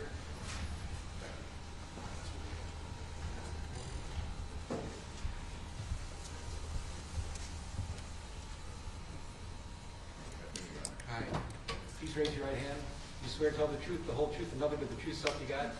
All right. Please have a seat. Try to keep your voice up. You're welcome to take your mask off if you want to. If you Thank prefer you. to keep it on, that's okay too. It's entirely up to you. Thank you. Ms. Waddell, you may impart. Thank you very much, Judge. Sir, in a loud, clear voice, would you please introduce yourself, state your first and last name, and spell your last name? Sure, my name is Richard Daniels. My last name is Daniels. And I'm sorry, what else did you ask? Sorry. Mr. Daniels, how old are you? Oh, really? Yes, sir. I'm 61 years old. All right. And are you familiar with a person by the name of Jussie Smollett? Yes, I am. How are you familiar with him? I met Jussie 8 years ago this month when I was the music director on the television show Empire, for which I was the on-camera music person for all 102 episodes and all 6 seasons. So in what capacity did you know Mr. Smollett while working on Empire? Jussie was the breakout music star on the show, and as the music director for the on-camera work, I worked with him closely, daily, for many years of the show, as helping to support him in terms of his role on the show. All right. Now, in terms of his role in the show musically, how did you help support him in that way? We put musicians on camera around him in the 6 seasons that we did Empire. We would put around Jussie and other cast members and guest artists, musicians from the community. So 400 different musicians and vocalists appeared on that show from the local Chicago community over the 6 seasons we had the show, many of which performed with Jussie, and many of which he embraced dearly as friends over that period of time. Did Mr. Smollett also have any hand in making sure, securing any of these musical artists? For He the would show? sometimes voice opinions and give me approval or tell me what he's looking for, so of course there was interaction that way. And through that process, we became very good friends. So outside of the show, you said you became very good friends. What type of things would you say you did with Mr. Smollett? I was very active, and I continue to be active in the world of nonprofits in Chicago, supporting various things. And so I would tell Jussie about certain things that we were active with. And as a celebrity, I would say it would be very meaningful if you might consider participating and donating your time and your talent, which he willingly did on many occasions. And it was always a very meaningful experience for those who saw him and interacted with him, and meaningful for those of us who brought him out. Now, Mr. Daniels, I'm going to ask you briefly to, if you can, go through just a few of these nonprofits or any of them. I know that there's one that was relevant with the Boys and Girls Clubs of America. That was a meeting we had that Okay. never went beyond the meeting stages. But the one that was really relevant was a school on the west side of Chicago, a grade school. And it has 505 African-American children. I believe it's the largest population of African-American children in a grade school system in America. That's what they talk about. Magnificent school. I was brought in a few years prior to Jussie coming in, asking to support it in various ways. And their mission was so great it was easy to jump in. I asked Jussie if he'd come over. He willingly said yes. And for me, it was an extraordinary life experience because we didn't tell the children who was coming that day. It also led me to believe of what a huge show Empire had become in the African-American community. We didn't tell the children he was coming to their classrooms that day. Each classroom we walked into with Jussie, the children jumped up with joy, ran to him, hugged him, cried with him. It was an amazing experience. It was cathartic to witness it and to see it happen because the impact he had as his celebrity and as this loving, wonderful young man was dramatic. It was really quite something. I was very taken by it, as were those who were with me that day, as were the people who were administrators at the facility. And that was one example of the many that he participated in, of giving his time and his talent. He is a very charismatic young man. He's a very loving and caring young man. And he was generous and he was thoughtful and he was kind, funny and intelligent, and I just think the world of him. Now, aside from his time, talents, energies, charisma, all of these beautiful things that you just stated about Mr. Smollett that he willingly and abundantly gives, would you say that he gives anything else of himself or from himself to communities or anybody else around him? I know of charitable contributions he's made in large sums of money, and I know of large projects he supported financially in addition to his time and talent. So he covered all the bases of time, treasure, and talent in terms of his giving and his willing to participate in the community. And it was always with a loving heart. It was always with a willingness to do good and to give back to what he had been given. He knew he was a lucky young man. This show Empire, this was catching lightning in a bottle for all of us who were able to be on it. There were 593 scripted television shows made in America last year. 593. I think back to when I was a kid and there were like 12. And there were 593, so content is everything. So the competition is fierce. Empire was one of 3% of all television shows to get beyond 5 seasons. Doesn't happen. We think of shows that have long lives to them, that's fine. But the number of shows that have long lives, very few and far between. So Jussie had an appreciation for that, what he was given, as did all of us on that show. It was a game changer for Chicago. The community embraced that show in huge ways. The first episode of season 2 had 29 million viewers. Those are major sporting event numbers. And that made Jussie a huge presence in the community, both in television and in the community at large. Would you say that based on all of Mr. Smollett's contributions that he was absolutely a pivotal part in the show's success? Oh, he was. He was the music star of the show. I'm sure that Terrence and Taraji and anybody else would tell you the same thing. Jussie was the music star of the show. Everyone else participated in it, but he was the day in, day out go-to music guy. He was our breakout music star on the show. Now, Mr. Daniels, would you be willing and able to support Mr. Smollett if he were given a chance at a term of probation in this matter? Of course. It's part of my daily activities in Chicago and the thing I'm most proud of.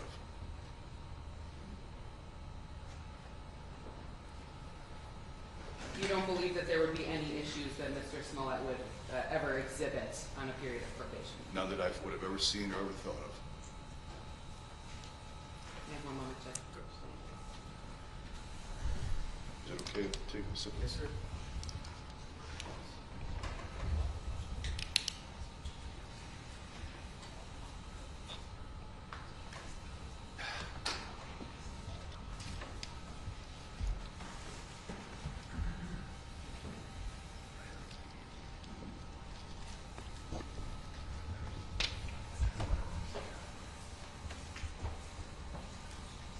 Going back briefly, Mr. Daniels, of all of the incredible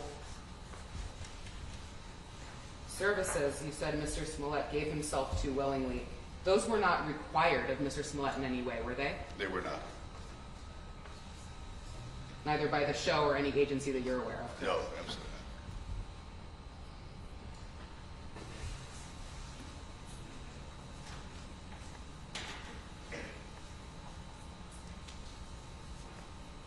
So you believe that in addition to any of the, again, services that Mr. Smollett gives willingly of himself, that if he were given a term of either probation or some kind of community service, would you be willing or able to either supervise that or make sure that he would be compliant and continue to give himself to community service and service of others? Absolutely. Happy to. Thank you, Mr. Daniels. Thank you. Any cross-examination?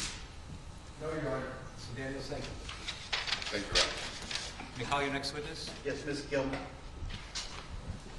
Please step up.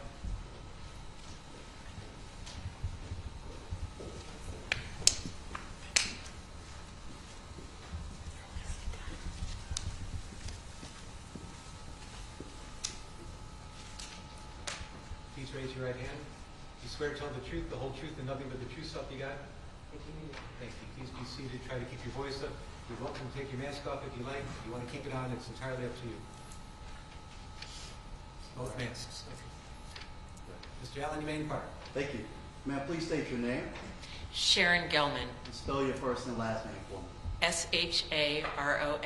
SharonGelman. I know my mother would kill me for this question, but I'm not going to have to ask how old are you? 62. And what do you do for work? Well, now I'm a writer, editor, and a nonprofit consultant, but for many years I ran a nonprofit called Artists for a New South Africa. Okay. Without telling me your address or anything, what state do you live in? I now reside in Maryland in the Washington, D.C. area. And did you fly in for this specific purpose? I did. And why specifically did you fly in for this purpose? Jussie's like family to me. I've known him for well over half of his life and a good chunk of my own.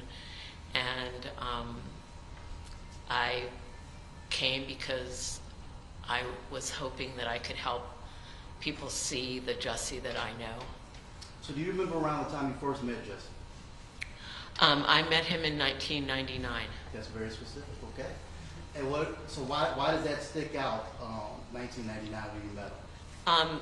It was we were producing an event. It was the 10th anniversary of my organization's existence, and it was the 5th anniversary of South Africa's new democracy. And we were doing a specific portion of the event. Desmond Tutu was our keynote speaker, and ambassadors, and Sidney Poitier. We were doing a specific portion which was about the role of young people in the struggle against apartheid. And I asked the artists who were founders and our board members who would be like a wonderful young artist, someone with great talent and great heart to include, and they all suggested Jussie Smollett, and it was in that context that I met Jussie, who at that time was was her representing her, working on her behalf. So back in 99, Jussie would have been a younger man. He was 16. Right. Even back then, what were your impressions of Jussie? Well, he was when I called and spoke to him. We wrote a letter asking Journey to participate, and I got a very professional phone call back from someone named Jussie, and I was very impressed with him. And he said, I do public relations for Journey. And then he came into the office to meet me, and in walked this like utterly beautiful young man, and I was like, oh my God, you're a baby. And that was when I learned he was Journey's brother. Did you even get the feeling back then in 99 that Jussie understood the significance of the event that he was attending in South Africa? Oh, yeah. Well, first of all, the whole Smollett family is very charitably and politically engaged. And they were, Jussie and Journey were very excited to be involved. I mean, I think Jussie, because being raised up and exposed to the arts and entertainment community from a very, very young age as little children, they understood the power that that fame confers, and they also understood the responsibility. So they loved the idea of using Journey's very baby, embryonic star power to do something good in the world. Sure. So after 99, did you continue to have a relationship with Jussie? Yes, Journey and Jussie and Jake and Jazz and Janet, the whole J family, would often come in and volunteer. They would stuff envelopes. I mean, they were like a all-service vehicle that, you know, it's like, do you need us on stage? Do you need us sweeping the floor? They would just do all kinds of things. And then, gosh, I think it was around 2006. It might have been late 2005. We needed another staff person. We were a tiny organization, and I hired Jussie then, and he came and worked for me full-time for 4 years in the office. What was Jussie's role after he was hired? Well, he started off as my administrative assistant, and he will forgive me, I hope, by saying that Jussie has many talents. Paperwork is not really one of them. But he was so good with the staff and with our volunteers and with our interns. I mean, we were a tiny organization, and we did big things, and we depended on the largesse, not only of our celebrity members, but also of students and grassroots community folks who came in. And Jussie just was really stellar at making everyone involved, from the highest and mightiest and most world-renowned to, you know, the kids we were working with in the inner city, making them feel special and welcome. And we worked really hard, and he was one of those people who had the rare gift of making hard work fun. So he really played a very, very pivotal role, and I promoted him pretty quickly. He became the coordinator and manager of our charity auctions, and then we produced an audiobook in honor of we announced it on Mr. Mandela's 90th birthday, and we released it on its 91st birthday with a major publisher and 26 celebrities from all over the world, renowned people of all backgrounds. And Jussie, you know, was very involved in coordinating that. And as I said, he was willing to do anything. He was willing to, you know, go pick people up. He was a good photographer, so he would document the sessions. You know, anything that needed doing, Jussie was willing to do it. I got a little starstruck when I heard Nelson Mandela and Desmond Tutu. So what exactly did your organization do? Well, we were founded in 1989. Alfred Woodard and brought together a bunch of people. It was during the height. We didn't realize then that it was towards the end of apartheid, but it was the height of still continued conflict. And she had been with the Congressional Black Caucus, and they were talking about people needed to go back and work in their communities. So Alfre came back and organized her community, and I got involved. I think I showed up at the third meeting. I heard about it, and I never left.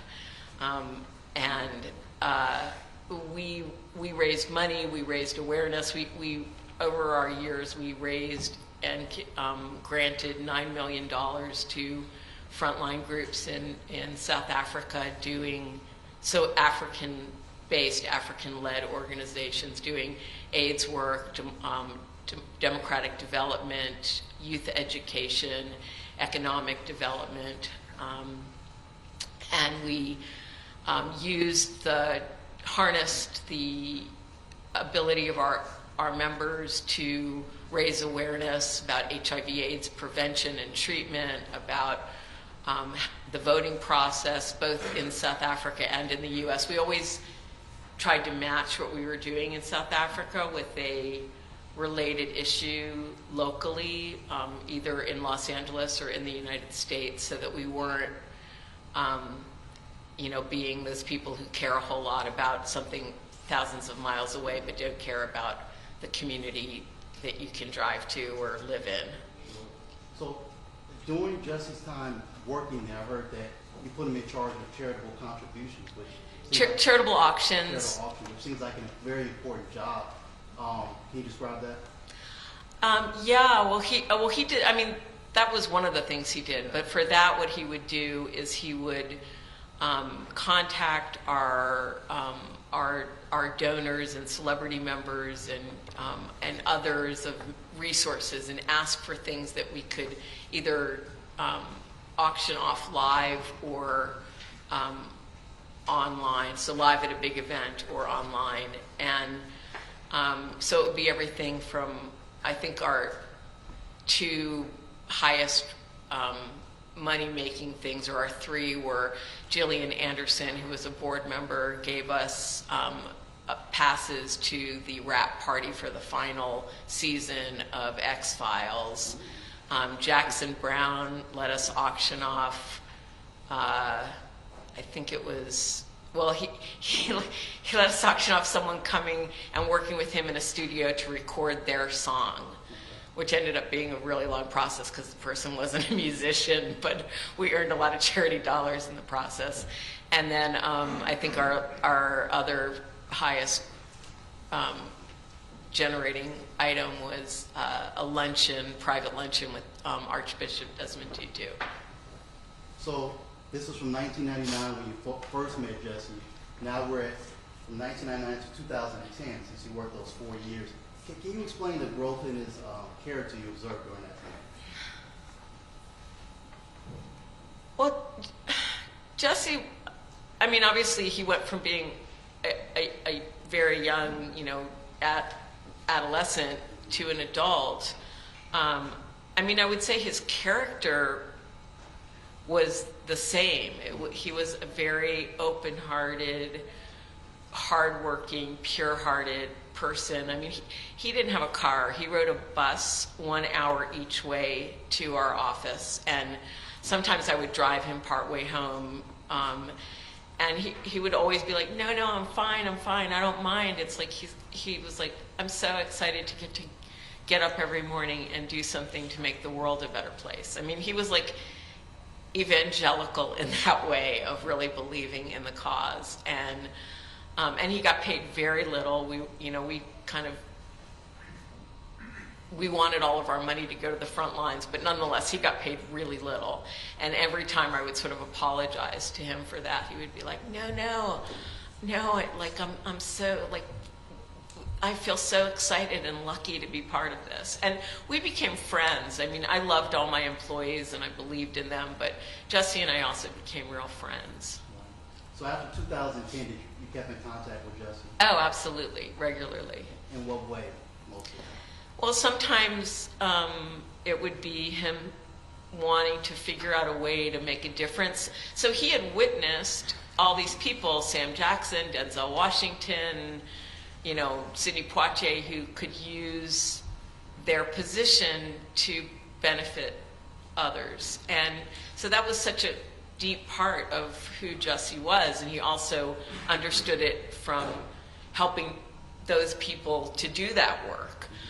So sometimes he would call. I remember him calling me right when the story broke about the water in Flint, Michigan, and he was literally sobbing on the phone, just going like, I can't believe what's going on, and I really want to make a difference, and here's what I'm sort of thinking of, and would you help me figure out if it's the right way to go? And I want to give money, but I also want to go and bring supplies, but I also just want to show up for people, and I want to, he was always trying to figure out how to do what he could do best. And a lot of what he did in those ways, I mean, he understood the power of standing up for people, and that the TV cameras would follow, and that maybe others would follow his example. But he also did a lot of what he did during that time anonymously and quietly, but he still did the due diligence of figuring out which group is good and how do you figure that out, and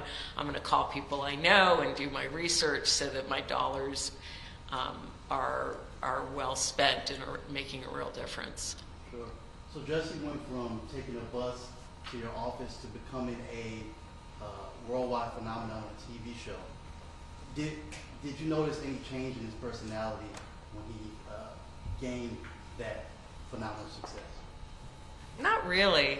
I mean, he was still Jussie. He was funny and sweet, and he was so, like, you know, effervescent about this magical thing that had happened to him. And I think for all of us who worked with him at ANSA, Artists for New South Africa, whether board members or, I mean, we were all so thrilled for him. It was like, you know, we all knew he was talented. We had him perform at a couple of our events once he started performing musically, and we were all fans. And but you know, we were. I mean, he wore it well. He wore his fame responsibly, and he understood. He understood sort of the requirements that come with that kind of position if you want to be a good, decent person living in the world. So if Jussie was given a period of probation in this case, would you be willing to help supervise to make sure that that probation period goes fantastic? Absolutely. I mean, I call on Jussie. I've called on Jussie to help me on things all in these years after he's worked for me. I mean, most recently, in the middle of all of this, I was helping with an auction for Desmond Tutu's 90th, which ended up being his final birthday before he died. And I called Jussie and asked for his help. And I was like, I'm sorry to do this while you're going through all this. And he's like, no, God, this is like, thank you. This gives me something else to think about. And he really went out of his way, bent over backwards to try and get some contributions. So I would be honored and would take it very seriously if to help Jussie continue to be a really deeply contributing member to society. One moment, please. Sure.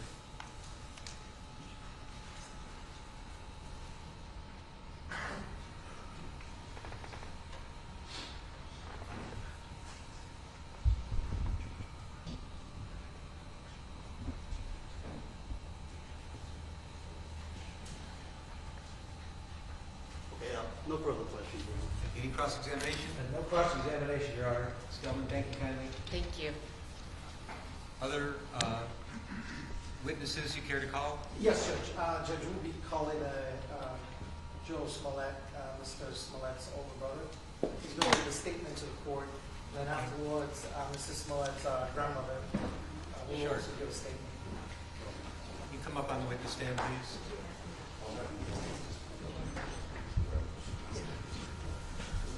Can you go right here? If he prefers. Yeah. He's just going to read a statement and narrative. Yeah. All right, I'm not going to put him under oath. I don't think it's required, but please, Mr. Smollett. Good afternoon, Your Honor. Your Honor, before I just want to say a few things. I don't know if it was done sarcastically, but mentioned my family earlier, and prayer sessions. My brother right here is on trial for felony to a lot of people. The reincarnation of Al Capone's trial, okay? I'm going to say it's your fault, I'm going to say, but the way, that's probably the reason you should have Sharon know. 9 years old, she was born, she knows the thing about racism. She doesn't really need a lesson. Neither does an openly gay African American. You know what I'm going to say. You know I strongly believe. I'm not going to rehash or try to. Your Honor, I come before you humbly to sentence my brother. Please remember we are enduring a vicious pandemic, uncertainty, a major conflict in East taking place everywhere. Worn down. The just social, economic, and political problems on Earth. He is a man who has been a beacon of hope, charity, to the nation, and to his community. To promote equality and love among all. He expressed strong political views and has stood against. His criticism of practices does not make him or someone who should be punished. It simply that Mr. Dan Webb, when for his criticism during the Iran, but standing up to power makes us American, and turned out to have a pretty successful career. Jussie does not have malice. Fortunate that his reputation has received. Has never received the benefit of the doubt or a proper. I completely disagree with the jury's decision in this case. Rehash it here. I only want to give incarcerated. Jussie Smollett. I am 5 years old. Infancy. He is always a human being. He is not Illinois. He is completely innocent, but even for those once the crime he has been accused of is not even considered. Furthermore, here in Illinois and in Cook County, not even prosecuted, and incarceration of any kind would send a world in which we as a nation have expressed the desire to see real criminal justice, unnecessary mass incarceration, which Hispanics and Latinos, and we also know now that as a do so while continuing to offenders than any other nation in the world. Incarceration is also an unnecessary to law enforcement, and it is simply unjust. I believe that Jussie is guilty once again and needs to consider the gut-wrenching and stomach for the last 3 years. Into making a success was criminally tried. The fact is, and online media reporting in early 2020, a premature assumption of guilt convicted Jussie in early 2019. For years, he has had to live a certain kind of pseudo form of household. Figure he has had to deal with public scorn associated with being an accused celebrity. Quarantining almost a year before it began. Guarantees the right to a speedy trial. It's unfathomable for me to stand here and pleading with your honor, not offense that is alleged to have been committed. For those who believe he is guilty, once again, has already received has far exceeded what accuse him of. Your honor, there's no, restoring. You don't restore public trust by demonstrating, which once again is not even what he's accused of, not even a felony charge in most states in America, by giving him a stiff sentence, which is public trust. That's in my opinion, right? And if you were to go 5 miles in any direction in this area from this courthouse and talk to people in the community, you're not going to say, they're not going to tell you, oh yeah, we restored the public trust because Jussie Smollett went to jail. Trust me, it's not going to happen, all right? This is not restoring public trust, all right? We are dealing with a lot of things in the world right now, and sending him to jail would not be restoring public trust. So please also keep in mind that, like myself, many people view this case as nothing more than a he said, she said kind of case. right, with no evidence to have warranted his conviction in the first place. With that in mind, Your Honor, I am humbly requesting that your sentencing of my brother not include any incarceration. I myself and my entire family will be eternally grateful. And I thank you for your time. Thank you, sir. Is there an additional witness that would like to say something today? Yes.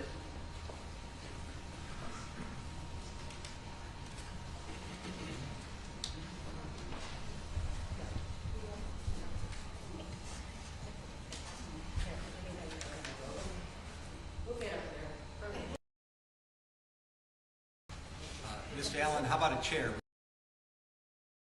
I need a mic. She's the boss, Judge. She's gonna take.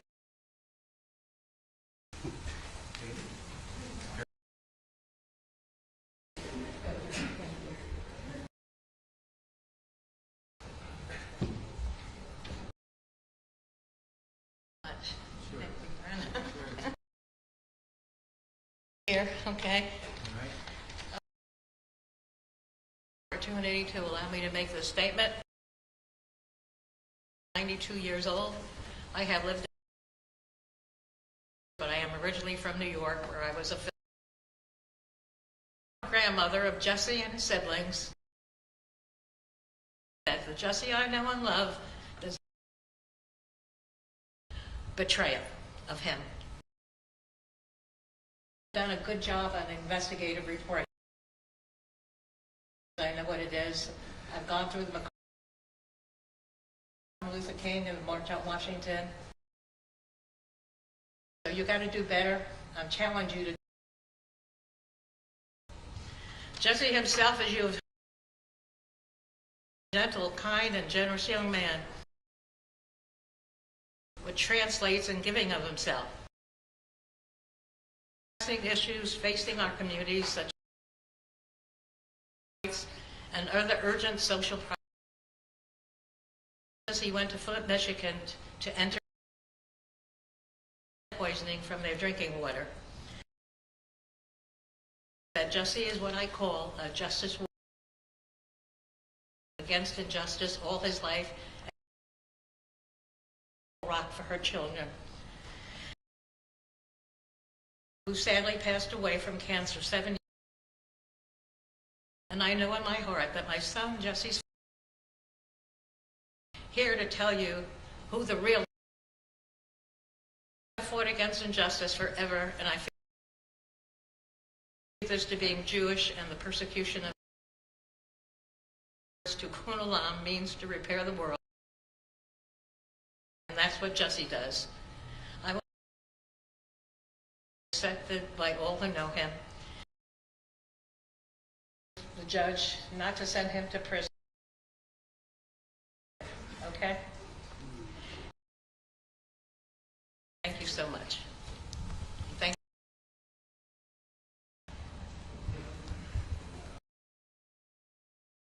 So you can help her get back. They have suffered so much.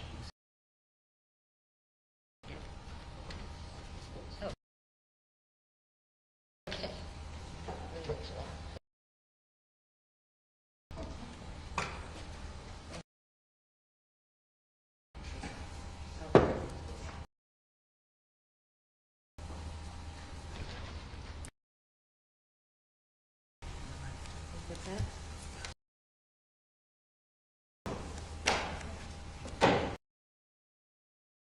Suchi, any other live witnesses you care to? At this time, I believe.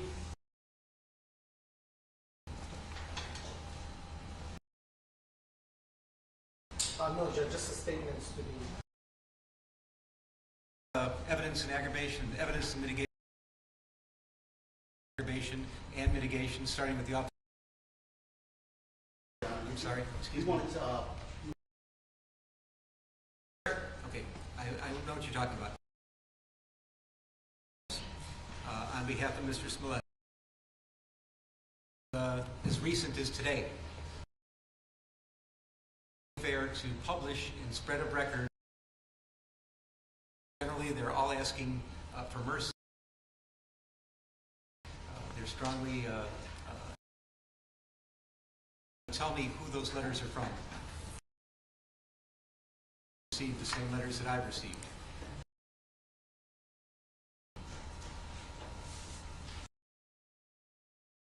And if you want to paraphrase a little. Sure. The organization Black Lives Matter. Black Lives of an alternative to incarceration sentence. We applaud your long-held practice to incarceration sentences, such as Mr. Smollett's. In this case, we know that and deferred prosecution are all play what creates a truly safe world. It involves no drugs, no theft, property damage, of imposing alternative virtually all class 4 felonies, and encourage you to continue this practice in second chance probation, regular probation options. As we know that Mr. Smollett's case, no sex, no physical injury to anyone other than attention paid to it by the media at its heart, non-violent offense. In mind when sentencing Mr. Smollett, the cost that will be